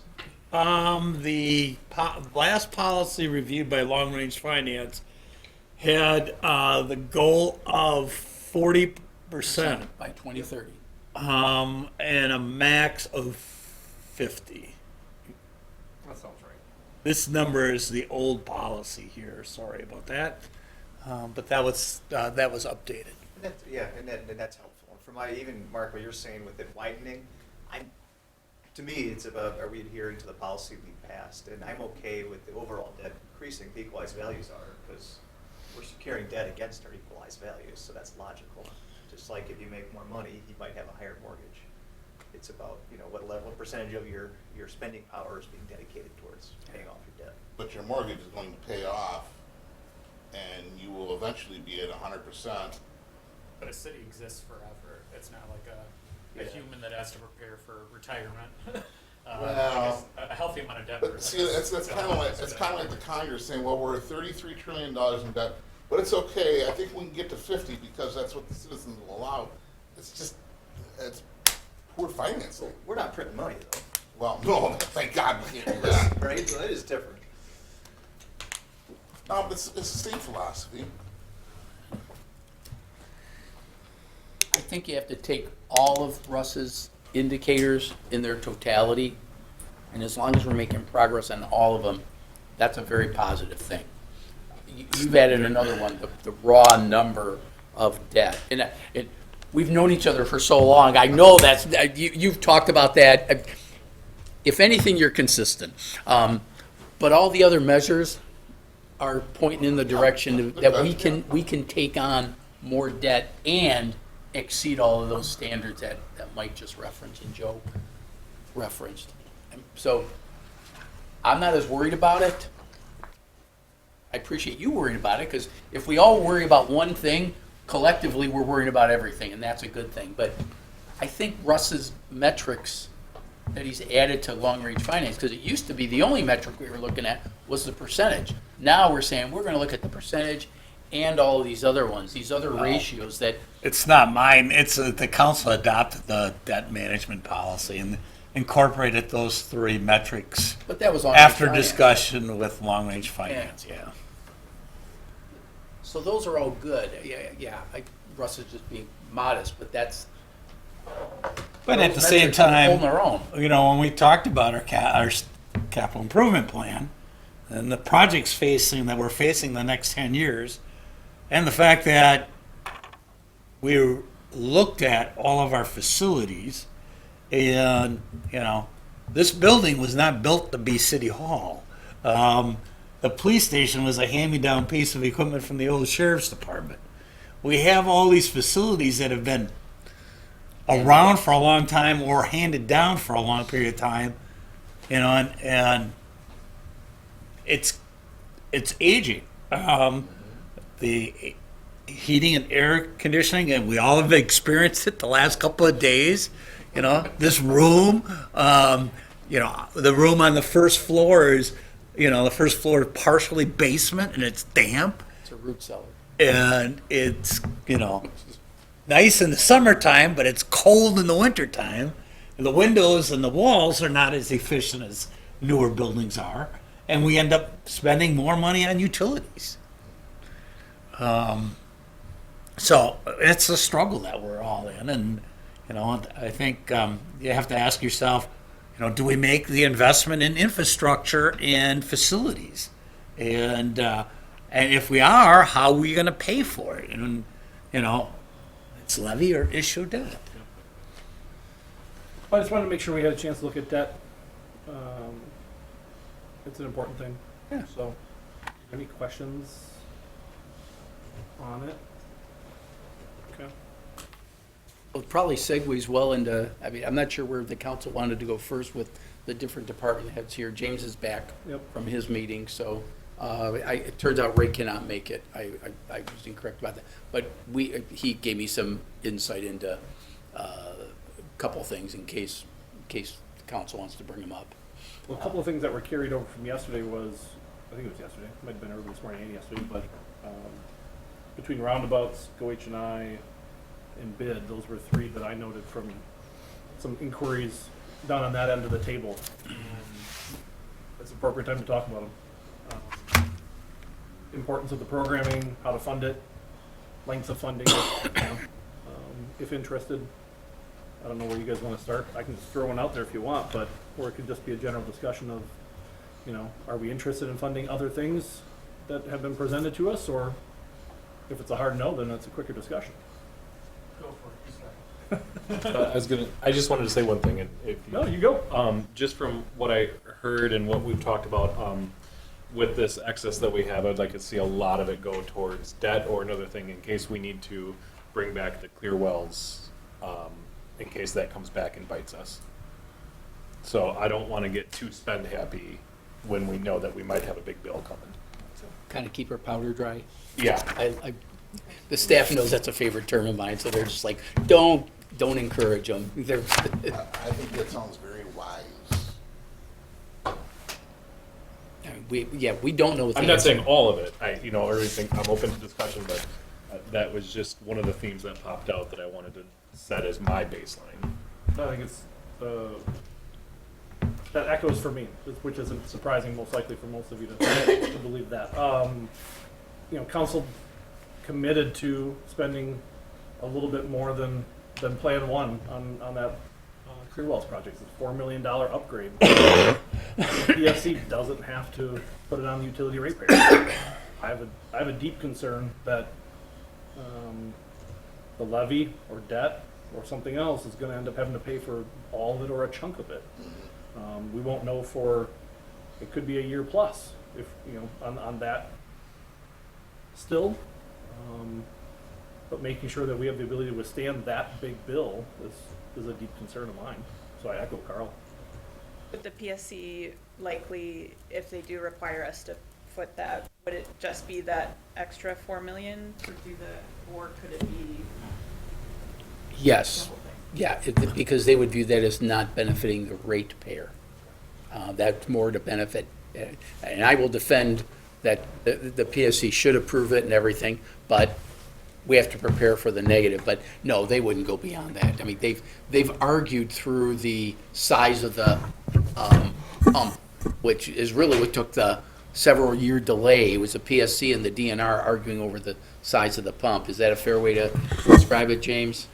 Yeah, when we submitted our first construction authorization, the Public Service Commission had a lot of questions about the pumping capacity that we were designing for, because we were matching our DNR-approved plant capacity, and Public Service Commission felt that, our water flow projections didn't support that. The one other thing I might add, Mark, is that they may say that, whatever we end up deciding to do on Lakeshore Drive, they may say that that's not a utility cost as well. But those are really the only two things that I see the commission really pushing back against us on. That's that's a good point that I actually have forgotten about, is we have committed to, investing some dollars into making sure that that segment of the riverfront, the lakefront, is aesthetically pleasing. I guess that might be the best way to put that. How we're gonna pay, I don't know what that's gonna look like either, but how we pay for that as part of that project, I forgot about that. Yeah, we are working on getting a scope of services, at least to start a solicitation process for a landscape architect. We gotta be able to define it enough for people to have a level playing field, if you will, when they're trying to propose to us. So we are working on that right now. Our consultant team and staff are working on that. So the PSC really weighs in twice on this project. One is the construction authorization that we're, 16, 18 months out? But maybe not quite that far, based on what I saw earlier this morning as we Okay. were submitting documents to DNR, because our intents to apply for Safe Drinking Water Loan Program funds are due today. So I was reviewing what staff had put together, and I would say we're maybe 12 months at the longest. I would think right now. And then after the PSC gives us authorization to construct, then we have to fairly closely, or when some or all of the assets come online or staged to come online, we'll go back to the Public Service Commission to get the rate authorization to pay for whatever's been authorized. Saying less than 12 months for PSC, most likely. For the construction authorization side of things, and then as Russ indicated, the way the Public Service Commission looks at rates is they look at, what assets are in service. So you could spend $20 million on construction, but if none of those assets are in service yet, they're not going to let you put that cost on the rates. So as far as the Clearwell project goes, because of our need to be functioning, we're going to bring that online in a couple of stages. So it's going to be split in half, a little bit more cost heavy on the first half than the second half, but because we've got to be able to operate our water filtration plant while doing construction and get that part of the project online, if you will. And then, as Russ indicated, that's when there would be an application from a rate standpoint to pay for that part of the project. And then once the project is fully online, we'd be looking at submitting that information to them again to make sure the rates are covering the cost of the entire project. So Just as a refresher, the rate that went into effect in April of, or February or March, April of 2023 has no assumptions built in for the Clearwell assets being either online or in progress. So what we did for the ratepayers this year is pre any activity on the Clearwells. Right, the Public Service Commission requires all assets to be in service when they do what they call their test year for analyzing rates. So it's based on assets that are in service. So that rate increase that went into effect earlier this year was really catching up on the fact that we had not done an application for the last 4 to 5 years because the Clearwell project was always just right around the corner, and it finally got to a point where okay, it's not as right around the corner as we thought. We need to get caught up on what we haven't done over the last few years as far as rates go. So with that said, a year from now, you will probably know the answer and you'll be able to make a decision. And I think what several of you said was not knowing that answer today, you don't want to spend, you want to hold the fund balance sort of in abeyance until we know the answer to that. Then you can make a decision, do you want to use it? And, that was, this is a good discussion. I wasn't thinking specifically about the Clearwells, but using that fund balance for capital projects is exactly the type of thing that I would tell you I think is a good way to go. Holding it and wait and see, that makes a lot of sense. For me, it was either the ARPA money, a couple meetings ago, remove funding for the Riverwalk segment under economic development. Kelly, if you want to come up for this part, it may be appropriate because it kind of intermixes with James's space. That was roughly $3 million between Public Works and Economic Development. They put forth a Furno Ave project using just under $3 million in ARPA, but it's, if memory serves me, James, it's another $7 million in utility money.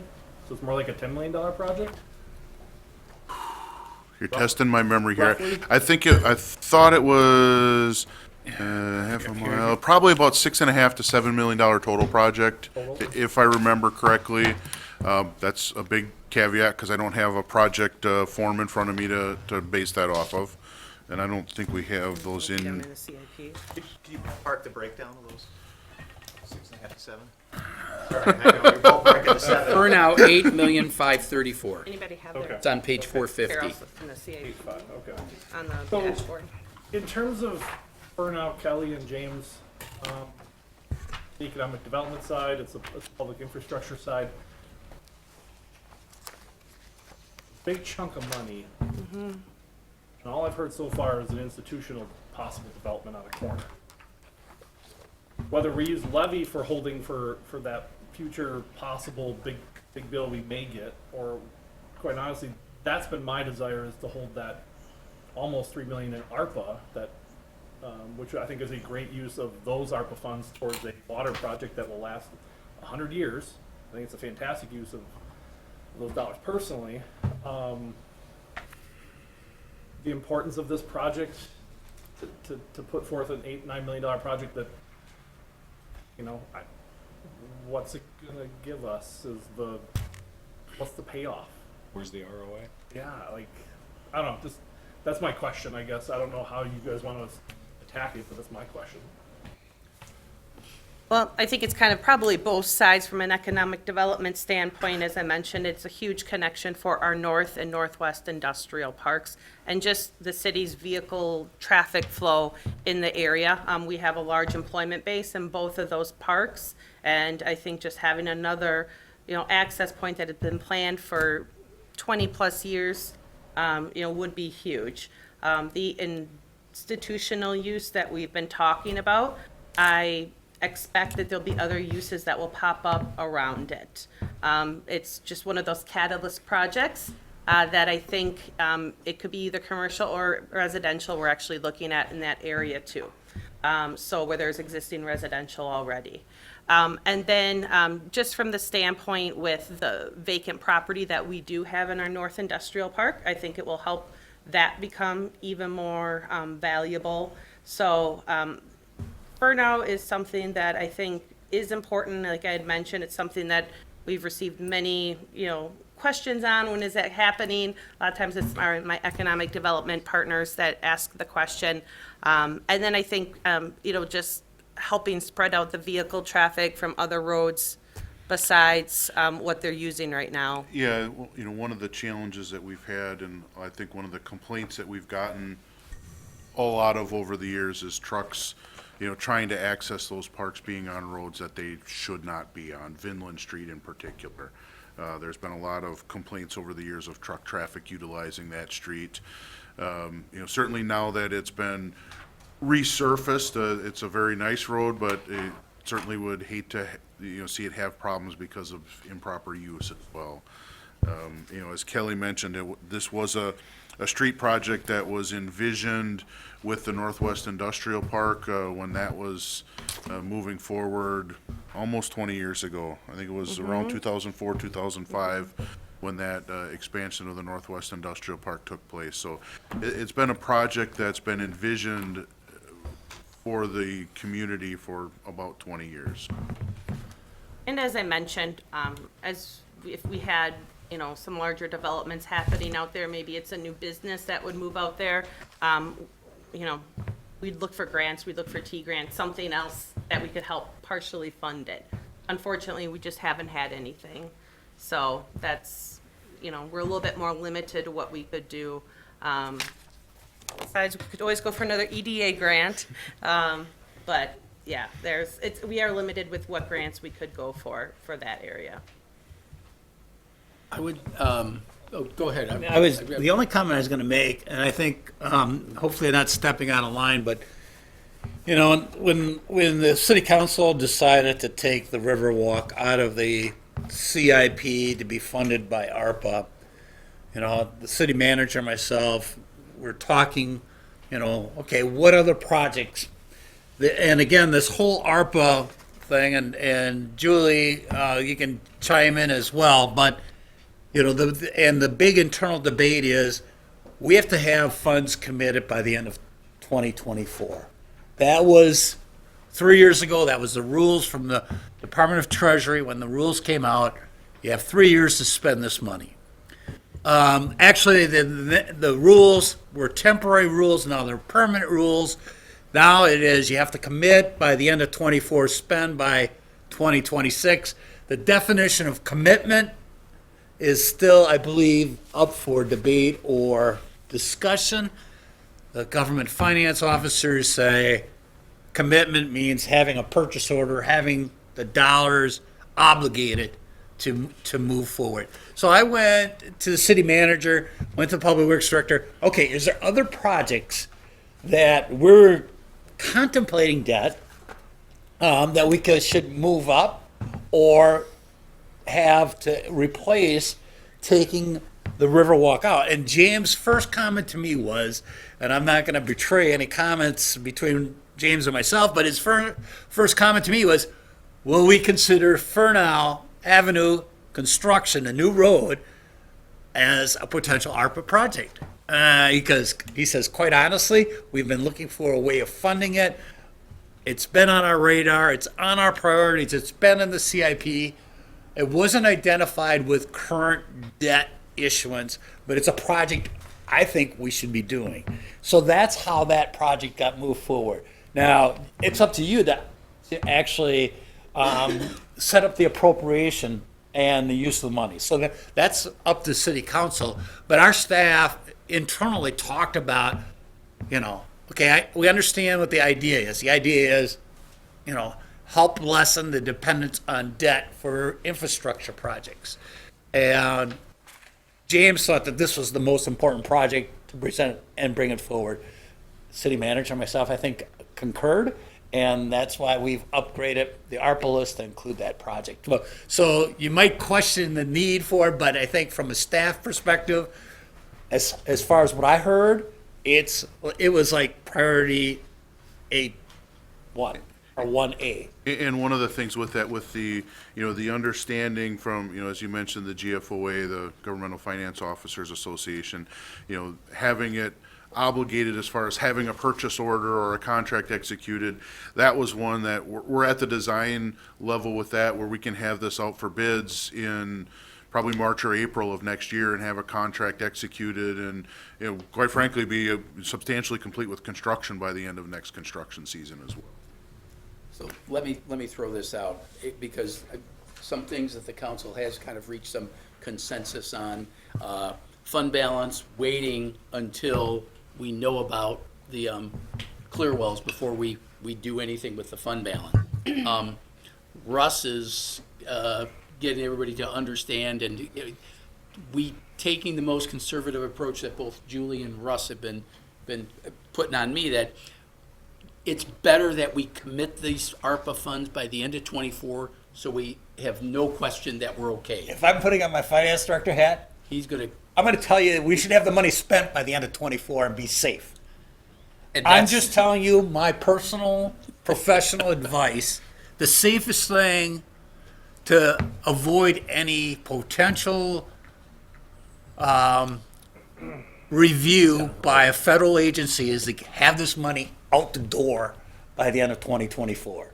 I don't know how. This is the wisdom of a retiree, giving you his parting wisdom.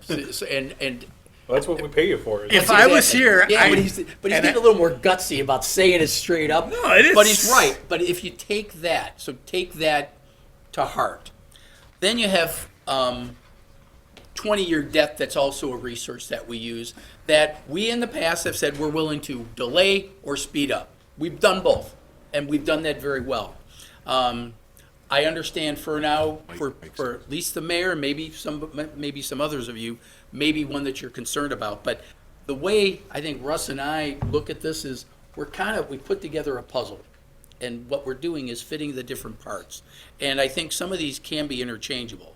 So one of the options, if you have that, if any of you share the hesitancy that the mayor has about Furnow, one of the things you could do is just put that off to the side on the funding part, move any of the projects on page 440 that are funded with GO debt, and just shuffle the ARPA money in there, and then just free up that 20-year borrowing, and you can either borrow it for Furnow and wait until you feel that we've sufficiently convinced you that is as important to you as it is to James and Kelly, or just wait, and then use the ARPA money as soon as possible. Wait until we hear about the Clearwell, and then you could say, well, we could use the fund balance money for Furnow if we wanted to. Don't lock yourselves in. Just because we've put a piece in a puzzle doesn't mean we can't move that piece of the puzzle around. We have flexibility in these things. So it's, I can tell that you're not feeling the love on the Furnow, and James, you got to just make him feel the love a little better. But until he does, and if any of you share it that way, let's take Russ's advice. Let's get rid of this ARPA money. Well, two things I think. Oh, sorry, go ahead. No, okay. Well, I mean, two things to point out, and I know I probably sound like Debbie Downer on this, but it's not just Russ's sage advice. That's the direction we gave you, to spend all this money by 2024. We passed that resolution. Yeah, but it was also part of the pledge from Treasury when they granted this money. Yeah. They said, I think we're doing us a favor saying you got 3 years to spend. Well, we're 12 months out and we have 1 year to spend. And we've been trying, and I've been trying to push people, even on stuff that we've already appropriated in 22 and 23, got to get these projects continue to move along the pipeline. And, there's a lot of great opportunities there, but it's, I think we just got to kind of get this and push this forward. Agree with you on that, and then I guess the second point is, this is just me, but it's not necessarily the specifics of the Furnow project. I think what we're concerned about is we want to make sure that we have a funding source if the Clearwell comes back, and we don't have the ability to have that paid by the ratepayers. That we want something that's not on the levy and that's not dead. And maybe there's different paths to get there. Maybe that's the broad direction that we need to see a viable path to get to that point. Better said than I. But correct me if I'm wrong, we won't know that until after we've already had to commit these funds, correct? Could be close. It's going to be close. Yeah. But we can hold up, but we want to spend the money. Russ is yeah, the vice And I'm not the one that wants to spend. No, I hear you. But pick which project you want to spend the ARPA money on, or just say, guys, you figure out what you're going to spend the ARPA money on just to get it out the door. Nobody's going to disagree that Wagoo needs to get done. I mean, we could put it on Wagoo and just be done with it, and then say, well, we're going to wait to borrow on Furnow, or we're going to wait to hear on Clearwells before we do it. Because if Clearwells happens, if we got to pay for the Clearwells upgrade, we're all going to be going. We're going to have a shock to it, and we're going to have to come up with the money somewhere. We can just hold off on all the other ones and just get the ARPA money spent, and then just worry about the rest later. That's not a bad thing. I think the one user that would like to see Furnow done, aside from these two, is the potential institutional use out there. I don't know what their schedule is, but I know they want to know something. Can we wait longer? I don't know. Could we wait longer? I'm not sure what kind of time frame they might The be on. institutional use is moving forward. Okay. They're looking, I think, at starting maybe construction even next year. So we would just have to figure out a temporary solution to get them in their spot and maybe just have it start but end, put a temporary cul-de-sac bulb or something in there. Right. Yeah. But we could juggle those things around and get rid of the ARPA money as Russ is recommending. And Paul wanted to say something before. I'm sorry. Yeah, I mean, I'm not happy, but I need this. If we're looking at the Furnow project, in round numbers, if you're looking at contingency dollars added on to what the budget, you're at $10 million. So we're looking at blowing through $3 million and having to borrow 7 more. Utility would be, Well, okay. it's a coming from utility lot of project. pocket, Yeah, right. yeah. I'm So not sure. I don't know, I mean, I'm not sure I'm understanding. with the Clearwell thing, this is a certainty. It's gotta get paid for, we're gonna pay for it somehow. The Furnow thing, while it might be very important, it's kinda on that I hope, I wish, we don't know when and the price tag is astronomical. I can appreciate Russ's get the money out the door. It's kind of a conundrum. I don't know, Mark, I think we're gonna have to borrow for these, right? I mean, the projects you're talking about? Yeah, any of those projects on page 440, you could What would replace be that with ARPA money what just would like be- that. Russ, do you know what the implication would be for borrowing this year versus, I know, I'm asking you to look in a crystal ball If here. I could do that, I wouldn't be working here. I would be working. How many times have you heard that from me? I would be working in a different. So, before, I think Joe wants to say something down there, but I understand where Mark's coming from with the comment of, kind of get it out the door, but it's still about the highest and best use of that special one-time limited funds. For me. So I get it, and I get where Russ is like, well, let's just get it out the door because we want to make sure we're covered, and I respect it completely, but it's still about the highest and best use of those special one-time fund for me. So I think Joe's looking like he wants to Sure, say I guess something. We're talking a lot, let's make a decision on this thing. So, I mean, I'm in favor of maybe spending this money elsewhere within the CIP. We won't have to borrow as much then, right? If we use 2.75 million on Wagoo and another street that needs repair, right, then our borrowing's gonna go down for this year. If we use ARPA money for that instead. Am I Right. accurate in that assumption? Yeah. I guess that's where I would be at for now. I agree. We can always come back to any of the other projects later on.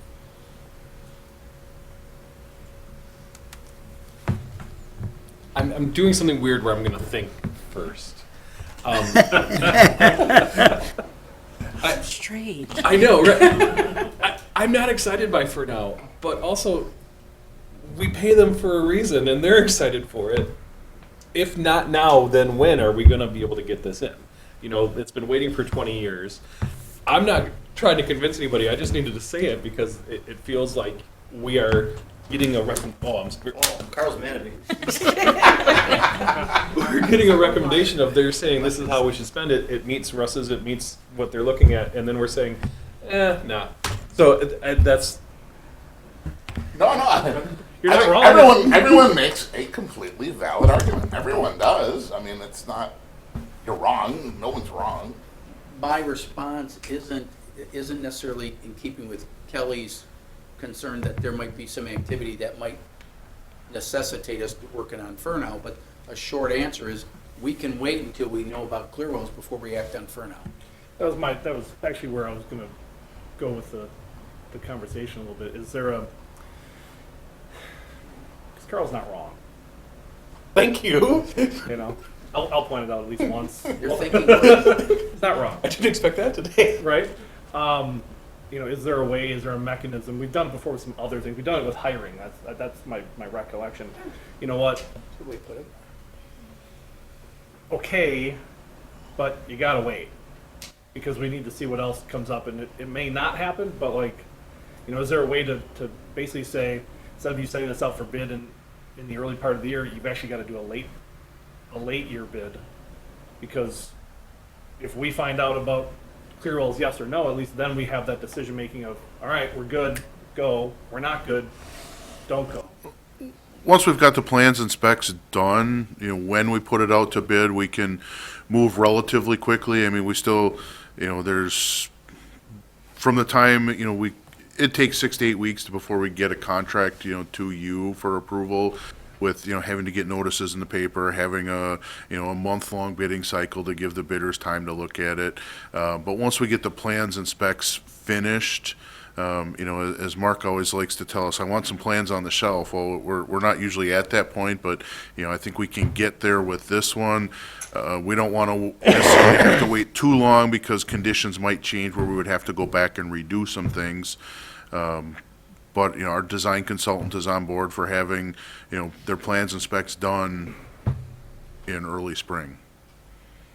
That's something that's favorable, or is there an appetite for that type of path forward on that? It's kind of a yes, but. Yeah. Yes. Yeah, two-track storage, makes sense. I'm still not so. It's my concern. I want to clear something up. So, but for the Riverwalk being removed, for now we wouldn't be discussing for now, correct? It was still in the funding to be determined category. Okay, but we wouldn't be discussing it we here, right? moved- Right now, no, 'cause we would- The Riverwalk would have been We there flipped- had it not been, I just we need flipped confirmation. Pioneer, we I know. flipped Pioneer, yeah. I was there. That's I all we just need did. confirmation. Okay, so if that is the case, and this would have been your number 2 behind Riverwalk, what would be 3, 4, and 5? I don't know that we thought that far ahead yet, did we, Kelly? That's why I'm not You've sold got a $3 million wish list over there for I'm not for sold on for equipment now and because projects. this is 2 after 1, and I was never really sold on 1, but would have been okay with it. And I'm definitely not sold on 2 right now. I want to know what 3, 4, and 5 would have been. I don't have an answer The for. institution is Acton, right? Is that the institution How that you about the guys are talking Sawyer about? Oshkosh Ave intersection? I don't know. You know, I mean, and James can explain this, but it is a process to design a road, and I mean, it's surveying, it's design, I mean, it's a 3-year process. And so with this money having to be spent, I think that's the urgency too, or at least committed by. Yeah, it's one of the struggles. I would go a different route. I appreciate you asking them the question, but I'm like, they don't necessarily get to give the answer on that. There are other Well, I options asked besides because I think streets. that's who said it was number 2 after their Yeah. number 1, Well. which was Pioneer. So that's why I focused the question on them. Yeah. But if you have a number 3, 4, and 5, I'd love to hear it. I would really, what I would do is, I'm staying on page 440, and I would probably look at some of the projects we have planned for 2025 and move some of those up. It wouldn't necessarily be with ARPA money, but it would be with, for example, the grand renovation, that $2.5 million we still have to come up with. Remember, that was an ARPA candidate, but then it didn't really meet the Rust criteria, so we said, well, that's off the list. So if it could have been done with ARPA, I was really leaning that way for the grant, but we put it into borrowing just because of that. So I would say borrowing I would replace the grand renovation or the fire training center. 2 projects that are on the docket. Fundraising from the grant is still the condition on that, but we could borrow for it, or we borrow for it for the fire training center. The reason we've got that budgeted in 25 is it's going to take them all year to design the darn thing. So they're not ready. They're not going to be ready to bid that out until close to this time next year anyway. Isn't that a fair way to put it, Russ? So that's where I would put them, but I just took away, I replaced a street project with a fire project, and they probably don't like that, but that's what I'd recommend. No, I appreciate that. Yeah. Smiling, we could throw a can of gas on the whole fire and just say we're gonna dedicate these ARPA funds to the Clearwell one way or another. Reduce the rate, the burden on ratepayers if we do get approval. Yeah, just saying. Get the money out the door immediately. But if we can't use it for that, We can. You can use Say it. we could, saying if we Okay. don't get if the PSC comes back and says, yeah, they're good with the higher cost, just reduces the debt we're taking out for the utilities. We can say, thanks for your advice, PSC, but we'll pay for it ourselves anyway. That's the why he's being a troublemaker with the statement that we could do that. use the ARPA funds for the Clearwell project. It's an option. No, he's saying to commit 20-year bonding right now Oh. for Clearwells. I'm just saying. I'm saying use the ARPA. No, he's saying. Oh, Yeah. I don't know if it would meet Russ's, That's what I'm saying. the huh? Russ criteria, yeah. So but we would shift it around, but with that in mind, saying, we're not gonna wait for an answer, we're gonna plan with the intent of, we're gonna spend city money, not utility money, on the Clearwell upgrade. That is absolutely a legitimate option. I just think Mark's idea and what Joe's talking about checks more boxes. It's not sexy, it's not fun, but money will be spent. We're going to do them anyway. There's just too many question marks, I think, with the other ones, and I don't want to get left holding the bag. I'm still in the avenue of not committing yet on it, unfortunately. Just, Typical guy. right? I'm sorry, I'm not committing. Not committing, not 100% committing those funds just yet, Which funds the ARPA? the ARPA funds. And I was trying to force the issue by trying to I get know you you to are. commit. Well, so, I To mean, get it obligated, to you- get it appropriated. Yeah, but I mean, you want to get it obligated, you issue a purchase order for another fire truck. There's half of it right there. There's an easy way to do that. So it doesn't have to be a long-term construction project. You can issue POs for things we need. So there's that. I don't know. It doesn't sound like there's a whole lot of consensus yet, but I mean, if we're gonna go that route, I would rather just knock off projects off of 440 and get the ARPA settled, and we can use the debt for a future project instead of using ARPA for a future project. And they would accomplish that same goal, that we have a funding source available, should the PSC come back with bad news for us. Right? We know it's fungible.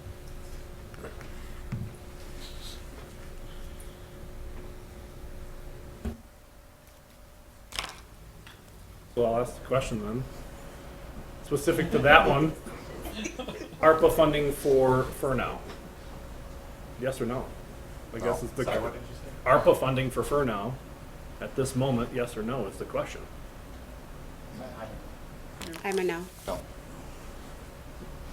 No funding for now at the moment. That goes into to be determined. Okay.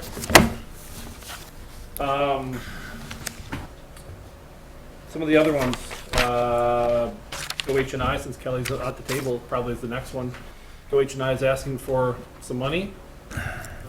Kelly's suggesting it comes out of something other than those healthy neighborhood funds. I think she's putting us in the position of saying, council, if you think this is important, find a way to pay for it. I respect that. This might be an appropriate use of, we'll call it Mark's 25% ARPA funds, to do a short-term contract with them. I think there was some discussion briefly yesterday on bid, and it sparked for me that if we do it for bid, we could do it for OH&I in a similar staggered approach with a decreasing amount. Maybe it's 190/80 over 3 years. That's whatever. Who wants to throw a number up? But a staggered approach, whether it's 98, whatever it is, but it's saying it's coming out of these funds. It's not levy, which doesn't commit us into the future and doesn't give anybody the appearance that we're using levied tax dollars for those programs. And that funding source runs out, so it has to come back to us for further discussion.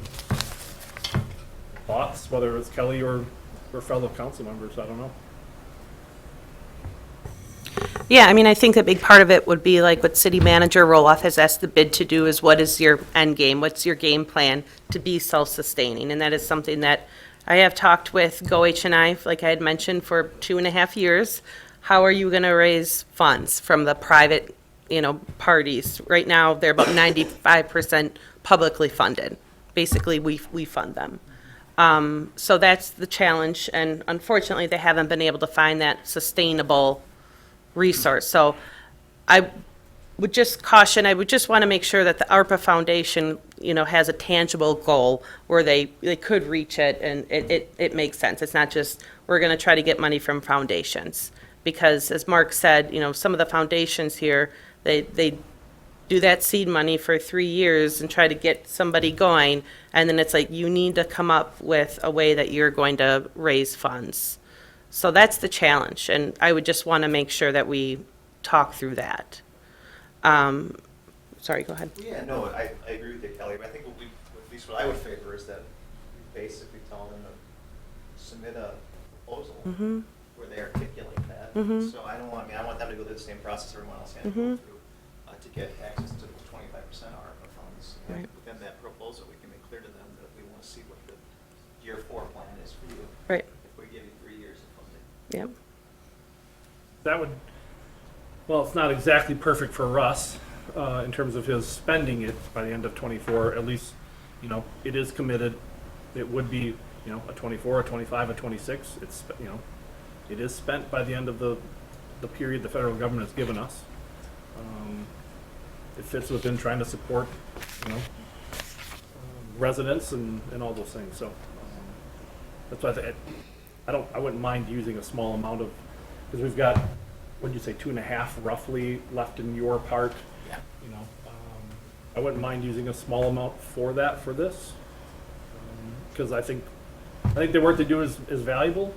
But to Mike's point, they also got to come up and they got to tell us how they're going to do it, and they got to come in front of us on a Tuesday night and talk about it. I mean, we could just, it's a $300,000 proposal. I mean, it's similar to, the state budget when they do the 2-year appropriation. You just give them all up front, the expectation that this is for 3 years of runway. I think. I'd like them to put more thought into it. I think Yeah. I like what you're saying. I'm all for coming up with some contract, but I think a discussion is maybe warranted on and if that works or not. So Or at least showing a willingness to, yeah. a willingness. Okay. I think my main concern with it would just be making sure that if we're looking at that proposal, if bid is also doing that, does it align with what we set out, our policy for ARPA? And I know we're kind of waiting to see what could be something for homelessness, but maybe what's the plan with the rest of the funding? Yeah. Make sure we have enough. Yeah, I think some of those things, very shortly, we're gonna need to come forward with those things. And I've had some discussions with different people about those. This would only be, you know, an amount not to exceed. I would just say, and I'll go to the author of the resolution, this probably doesn't exactly meet it, because I think we were trying to avoid operating costs.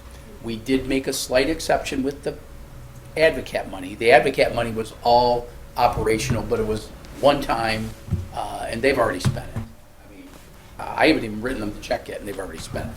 So that was something that they, and that was, we did make an exception for operational because of the demand for that service that was advocate. I'm looking at Lindsay because she tracks this stuff. But I would go to the author, and it's like, it's not exactly. No, they'd have to phrase it, I mean, they'd have to sell us on it being seed money for a future plan, and for the first 3 years, and that's what it is, it's a grant. And that was kind of ringing in my head as I was thinking this, coming up with this idea, so,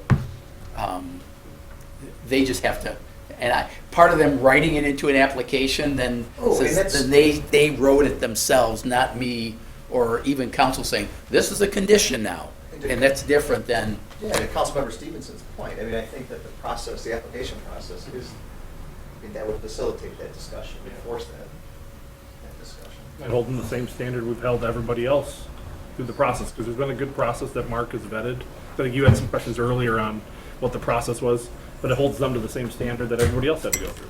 Well, can't we put a caveat, I mean, we're requiring the Grand Opera House to come up with 50% to get them to where they need to be. Can we we'll match 50% of what we can go out and get? I mean, I wouldn't even be in favor of that. We've spent so much money down there, it's staggering. But I mean, at least go out and get some. Got the community foundation. I know when I got elected, Bill Wyman came to me and says, hey, I was looking for something and want to help some people out. And would they be willing to help out? I'm in neighborhoods and stuff, so I know a little bit. So I know they have been actively trying to raise money that way, but their niche doesn't super fit into a lot of that stuff. I know that like big target things like homelessness, like food, things like that, your basic needs are what a lot of people like to fund, and they're, I think, on the point where they are kind of like packaging that story a little better. They're talking about like social isolation and stuff like that. But I think that's where their problem is right now, that they're not able to meet that like needs-based market where they can get a lot of grant funding from that. But I do think that's going to probably change over the next couple of years. That's why when I said I don't think they're ready to move beyond their funding, that's why I'd like to have like a longer contract where I think they will eventually be able to start raising money like you described. Okay. Saw some head nodding at least through that conversation. So at least a willingness to hear that through the process. Okay. Both bid and go H&I. Bid as well in a similar fashion as am I seeing some head nodding on that? I see at least 4 head nodding. No, I didn't nod mine yet, but I see at least 4. So at least there's a willingness to hear that. So there's a path forward for them to at least come to us and talk. Bid's well on their way with their application, and Kelly and I will talk about how we talk to Go H&I. Probably encourage them to watch this discussion so they understand some of the concerns. There were still 2 others so the roundabout, that's under parks, was a topic that got brought up yesterday. And then I think, I just had at least a question. I know Chief Smith is here, but after that, just some unfunded projects that got talked about. I did, Ray and I went back and forth a little bit, and I think the fundraising aspect of that is probably yet to be determined, and I purposely use those terms. I'm thinking maybe we put that roundabout to be determined in the CIP, see what fundraising efforts come, and then we can come back to council, and then you can decide at that time, we'll use whatever you want to decide to use. You can use fund balance, you can use, whatever.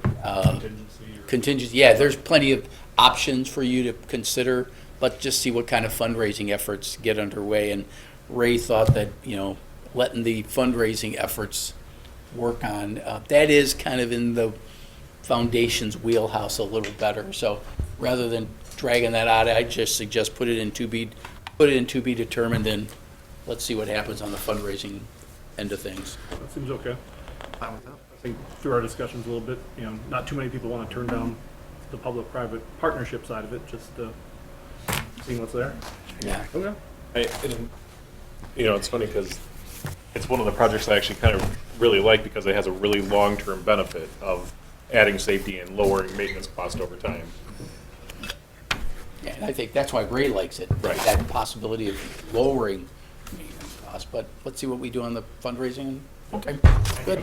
Thank you. Yeah, I probably will never notice. I'm always looking for traffic. Specifically, the Looking for Highway cars. 21 one would be a great one to visually look at. That's what Ray's talking about. Yep. And for me, it's not about the aesthetics. It's about being able to maintain them and keep them safe and Low cost as possible going into the future. yeah. Other unfunded projects. We heard from Chief Smith yesterday. If you would like to come up, you can. I don't know if there's any questions, but we heard from Chief Smith yesterday. He mentioned vehicles for officers. That's to the tune of about 400,000 plus, but that's an unfunded That is project. currently unfunded. He's not the only one. There are other unfunded projects. There's a couple of fire, I think, equipment asks. If we're looking at page 447, is that what I heard? Yeah. So at the bottom of 447, there's some unfunded projects for 2024, and you're gonna see now, there's gonna be just under $3 million for now Ave in that one, in the update. But path forward on those, interest level, Mark, Russ, in terms of importance and funding, I think that was kind of my question of these unfunded things. I don't know, Chief, if you want to, give you the floor for at least a little bit of, it's in here, so do you want to talk to us a little bit, give us a few extra seconds on it, why it's there? Sure. Well, it's there primarily, as I had mentioned yesterday, I want to keep pace with my competitors, if you will. I have a fleet of vehicles that was reduced several years back, based on energy, based on cost, so forth and so on. We have the ability to kick off essentially a one-on-one car program for some of our staff, and we do for some now. The $400,000 mark that you see in there is an all-in number to get us there. A piece of that would be helpful to get us going, where I can provide additional benefits to the officers so that we keep them here. It's an incentive. It's, hey, we like you, we really appreciate you, and this also keeps our community safe. As they see a police car sitting in the neighborhood, it tends to keep crime down. Time and time again, people know when there's a police car there.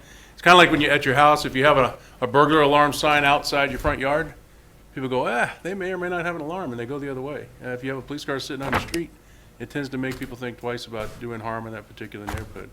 But the big piece here is being able to provide a benefit to our officers, say we really appreciate you and we want you to be here, and this is another item that we can provide to you. And a piece of this would allow me to start kicking this off. But this is the all-in numbers. If you can provide a piece of it, I can get us there. Question on the logistics. So, officer takes the vehicle home. Then, when they come in, do they go straight onto their shift, or would they still have to come into the shop for the roll call before they start their shift? By policy right now, if I had the vehicles, They would be subject to answering calls on their way in, but they would still come into headquarters for roll call, for uniform change out, all the things that they currently do right now. We do pass down information every shift change, where we talk about what happened the previous shift, and is there anything further that we need to get done, so they would still be coming in. So if those vehicles, if I have one, first of all, are these for sworn officers? Yes, that's correct. Okay. So if I'm at home and something's going on, can I potentially be called and say, get off the couch, you need to be somewhere, you have a vehicle there? And are they gonna be taken away from other officers? Help me out. Well, that's the problem we have right now, is that if I were to do a program right now, I wouldn't have enough cars to man the street on a regular shift basis.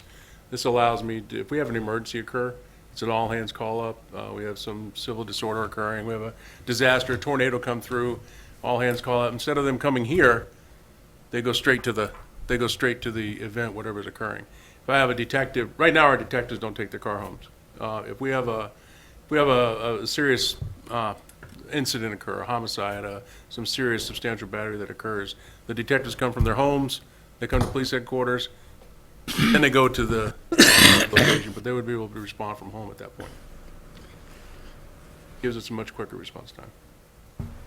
Chief, the delicate question that I haven't asked you, but residency, what priority, number-wise, if we were going to ramp this up, would priority be given to? Priority would be given already to residents, those who live within the city of Oshkosh, but I envision kicking that out to a 5-mile radius, because we have so many that are right close to the city. But 5 miles within city limits is what I'm envisioning to get the program running. About how many officers would you ballpark would qualify if we started phase one with all residents only? I had that number, I just don't have it. It's Why it's, not? I know. I'd be speaking not 100% accurate, but right now we have officers that are canine officers that travel outside of that 5-mile radius because they have a dog. They got to carry it from work to home. We got to give them some vehicle to get to where they got to get to. 15, maybe 20. I'm really just not sure what that would be right now that live in the city. So is this kind of would you give the vehicles to officers by seniority or It would be by supplementary efforts or? Well, it's multi-layered. I mean, if there's a specific job function, like our drug investigators, some of them currently right now will take their vehicle home because they do work out. The MEG unit, our MEG unit officer carries his vehicle home because he travels in 4 different counties. There's one officer along the way that we do this, but primarily it would be set up by seniority on shift. So what use do the officers have with the vehicle outside of being on the clock for OPD? What other use would they have for it? I would envision no other use. I don't need them going to the grocery store. I don't need them going to the hardware store.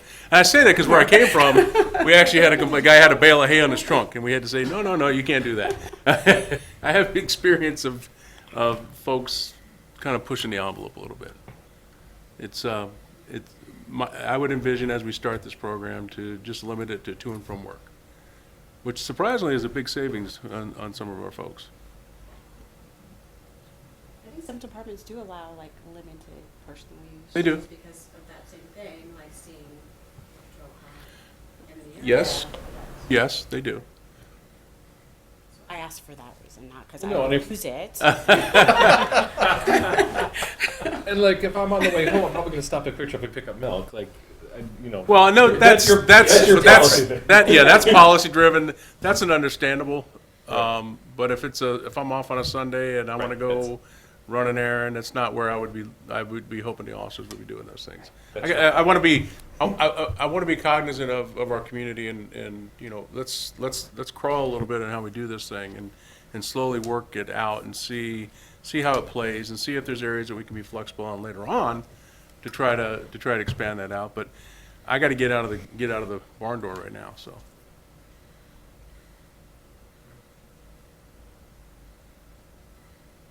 There were other unfunded projects as well. Anything you want to talk about, Mark? That's of high importance. not, because you've got a list of things that have routinely not been funded, right? Yeah, I mean, some of the other ones I think we can hold off on.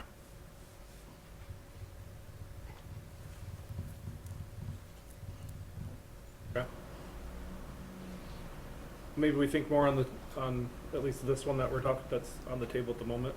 Yeah, and I don't want to put that chief on the spot, but maybe you could talk with Mark a little bit about what a piece looked like. What a parcel. Half would give me there. Half would give me probably 3 more cars. Cars are not cheap. It would probably give me 3 more cars with all the outfitting that goes into them. And then we can start rolling out a program. One more question. Would there be any kind of like ongoing maintenance costs, or who would be responsible for that? Well, with our vehicles, they're when we first get them, they're always covered under warranties like any other vehicle. And that's what we have a rotation program right now where you guys have been really, really gracious at understanding that when we say we need 5 cars out of our operating budget, that's because they're coming out of warranty, and these cars run 24 hours a day, basically 24 hours a day. So most of the maintenance is covered by their warranties that they have. We certainly we buy tires and we buy, other equipment that may come along the way. But we would absorb that in the operating budget in subsequent years. We're just planning for that appropriately. Any of these cars right here, we're very confident that they would be fine coming out of the gate. One of the other things, and I know Chief's going to say, well, yeah, of course. One of the other things, because these vehicles are take-home vehicles and not what is the parlance is hot cars, meaning you get in the seat and it's still warm from the last shift. Instead of it being used 24 hours a day, it's used 8 hours a day. So the number of miles is significantly less, and therefore the burnout on these vehicles the life of these vehicles is much longer than the hot squad car. Yeah, Mark's absolutely right, and I failed to mention that. Thank you for bringing that up. I wrote something about this when I was an intern 4 years ago. So it actually, if I had my equipment coordinator here with me, he would tell you that there's a formula that Ford puts into these vehicles by running them as much as we do and also keeping them running because we have all these electronics in the vehicle. You actually add almost double the mileage on a vehicle, although the odometer doesn't read 200,000 miles. It's actually 100,000 miles. It's 200,000 miles worth of work on the vehicle because of the functionality of the vehicle running all the time and all the electronics running and the engine running, and it just keeps on going even though the mileage isn't there. But to Mark's point on take home, it's resting. It's kind of like you put a horse in the stable, you feed it, and it wakes up the next morning, it's ready to go do some work again. And you get a lot more work out of it. I just have to say it because it's small, but there'd be a small fuel increase because the people would be using city fuel to go to and from work instead of their personal, but had to put it out there, but a small, very small budget portion. Very small, very small. Occurs within other budgets too, though. Sure. Public Works has some that have take-home vehicles because of their importance and stuff like that, but you're absolutely right. We do not have any I take. thought you had public, I thought at wastewater, I thought there was some, my apologies. I thought last year we actually had a discussion on this, so my apologies. There'd been some talk about could we do it, I think, or not, but yeah, I'm not aware of any in the department that are, and I know I've had some other department heads ask me about it, and I'm not aware of any that are used that way. My apologies. Slow down, probably fit to see a dump truck. What's it? James pulling up in a big old front end loader. Yeah. Here I come in the driveway. Everybody knows when he's going to work then. Yeah. I thought all those guys drove around in BMWs. Oh, no. Well, any other topics for discussion?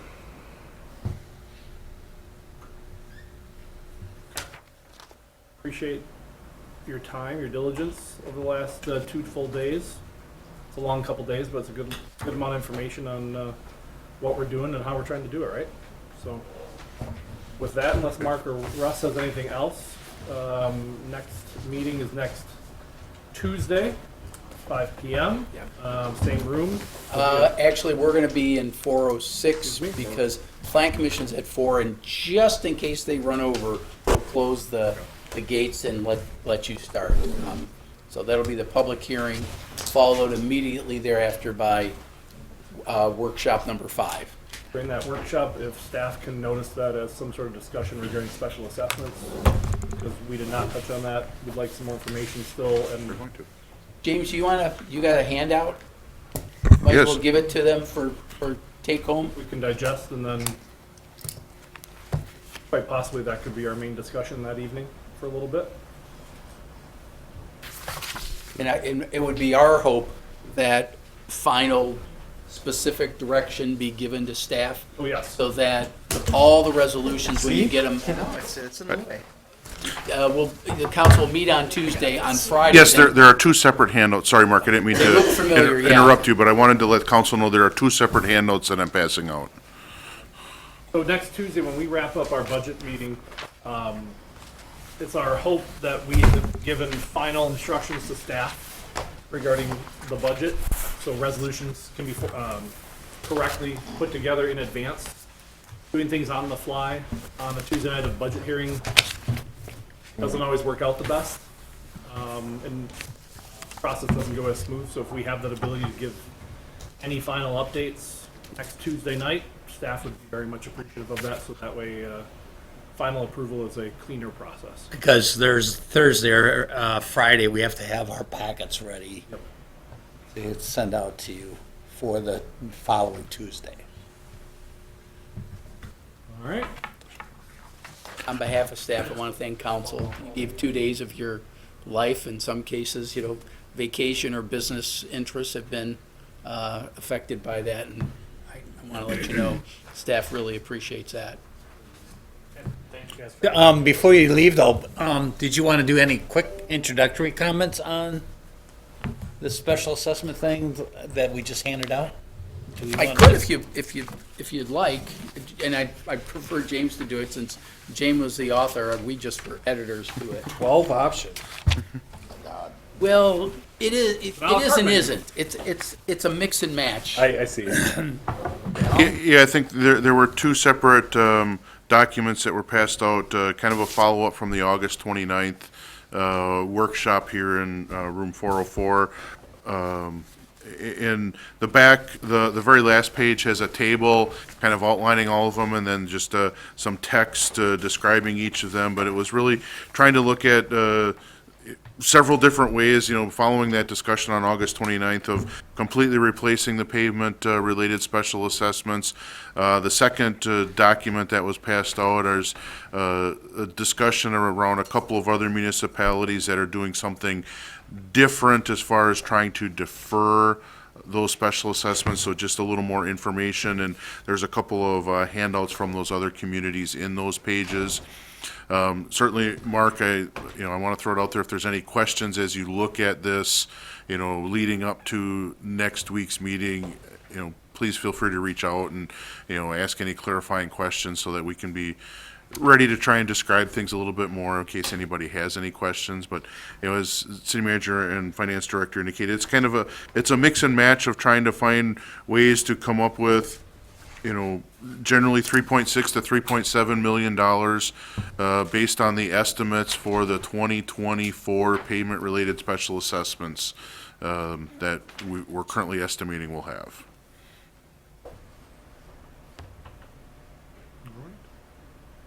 The only additional comment I have from a financial standpoint, and I have gotten a couple of comments recently because this topic's been on discussion for a long time, longer than I've been here. But residents are still concerned, and one of the tough issues when you get into the weeds is, how do you implement a program? If you put in the program and you start it at day one, the people that are on the other side of day one are going to say, what about me? Because I've already paid. And I've had that comment come back because you've talked about it and it's raised enough attention. So that's going to be very troublesome for those that have already paid special assessments. And this is only forward-looking. This doesn't take into account any past special assessments. And not only that, but we've got people that are gonna be paying for the next, 10, 15 years? Correct. That was a part two question, quite honestly. I know, I didn't mean to jump ahead, but That's good, but it's. I just You're wanted to. absolutely right, it's part of the But calculation. the options outlined here is just forward-looking, not going back. All right. Again, thank you for your diligence and your time, and for those partaking in this evening's Halloween festivities, good luck on your candy getting, and happy Halloween. Thanks, staff, as well. So, Thank you. see you next Tuesday. Thank you. Thanks.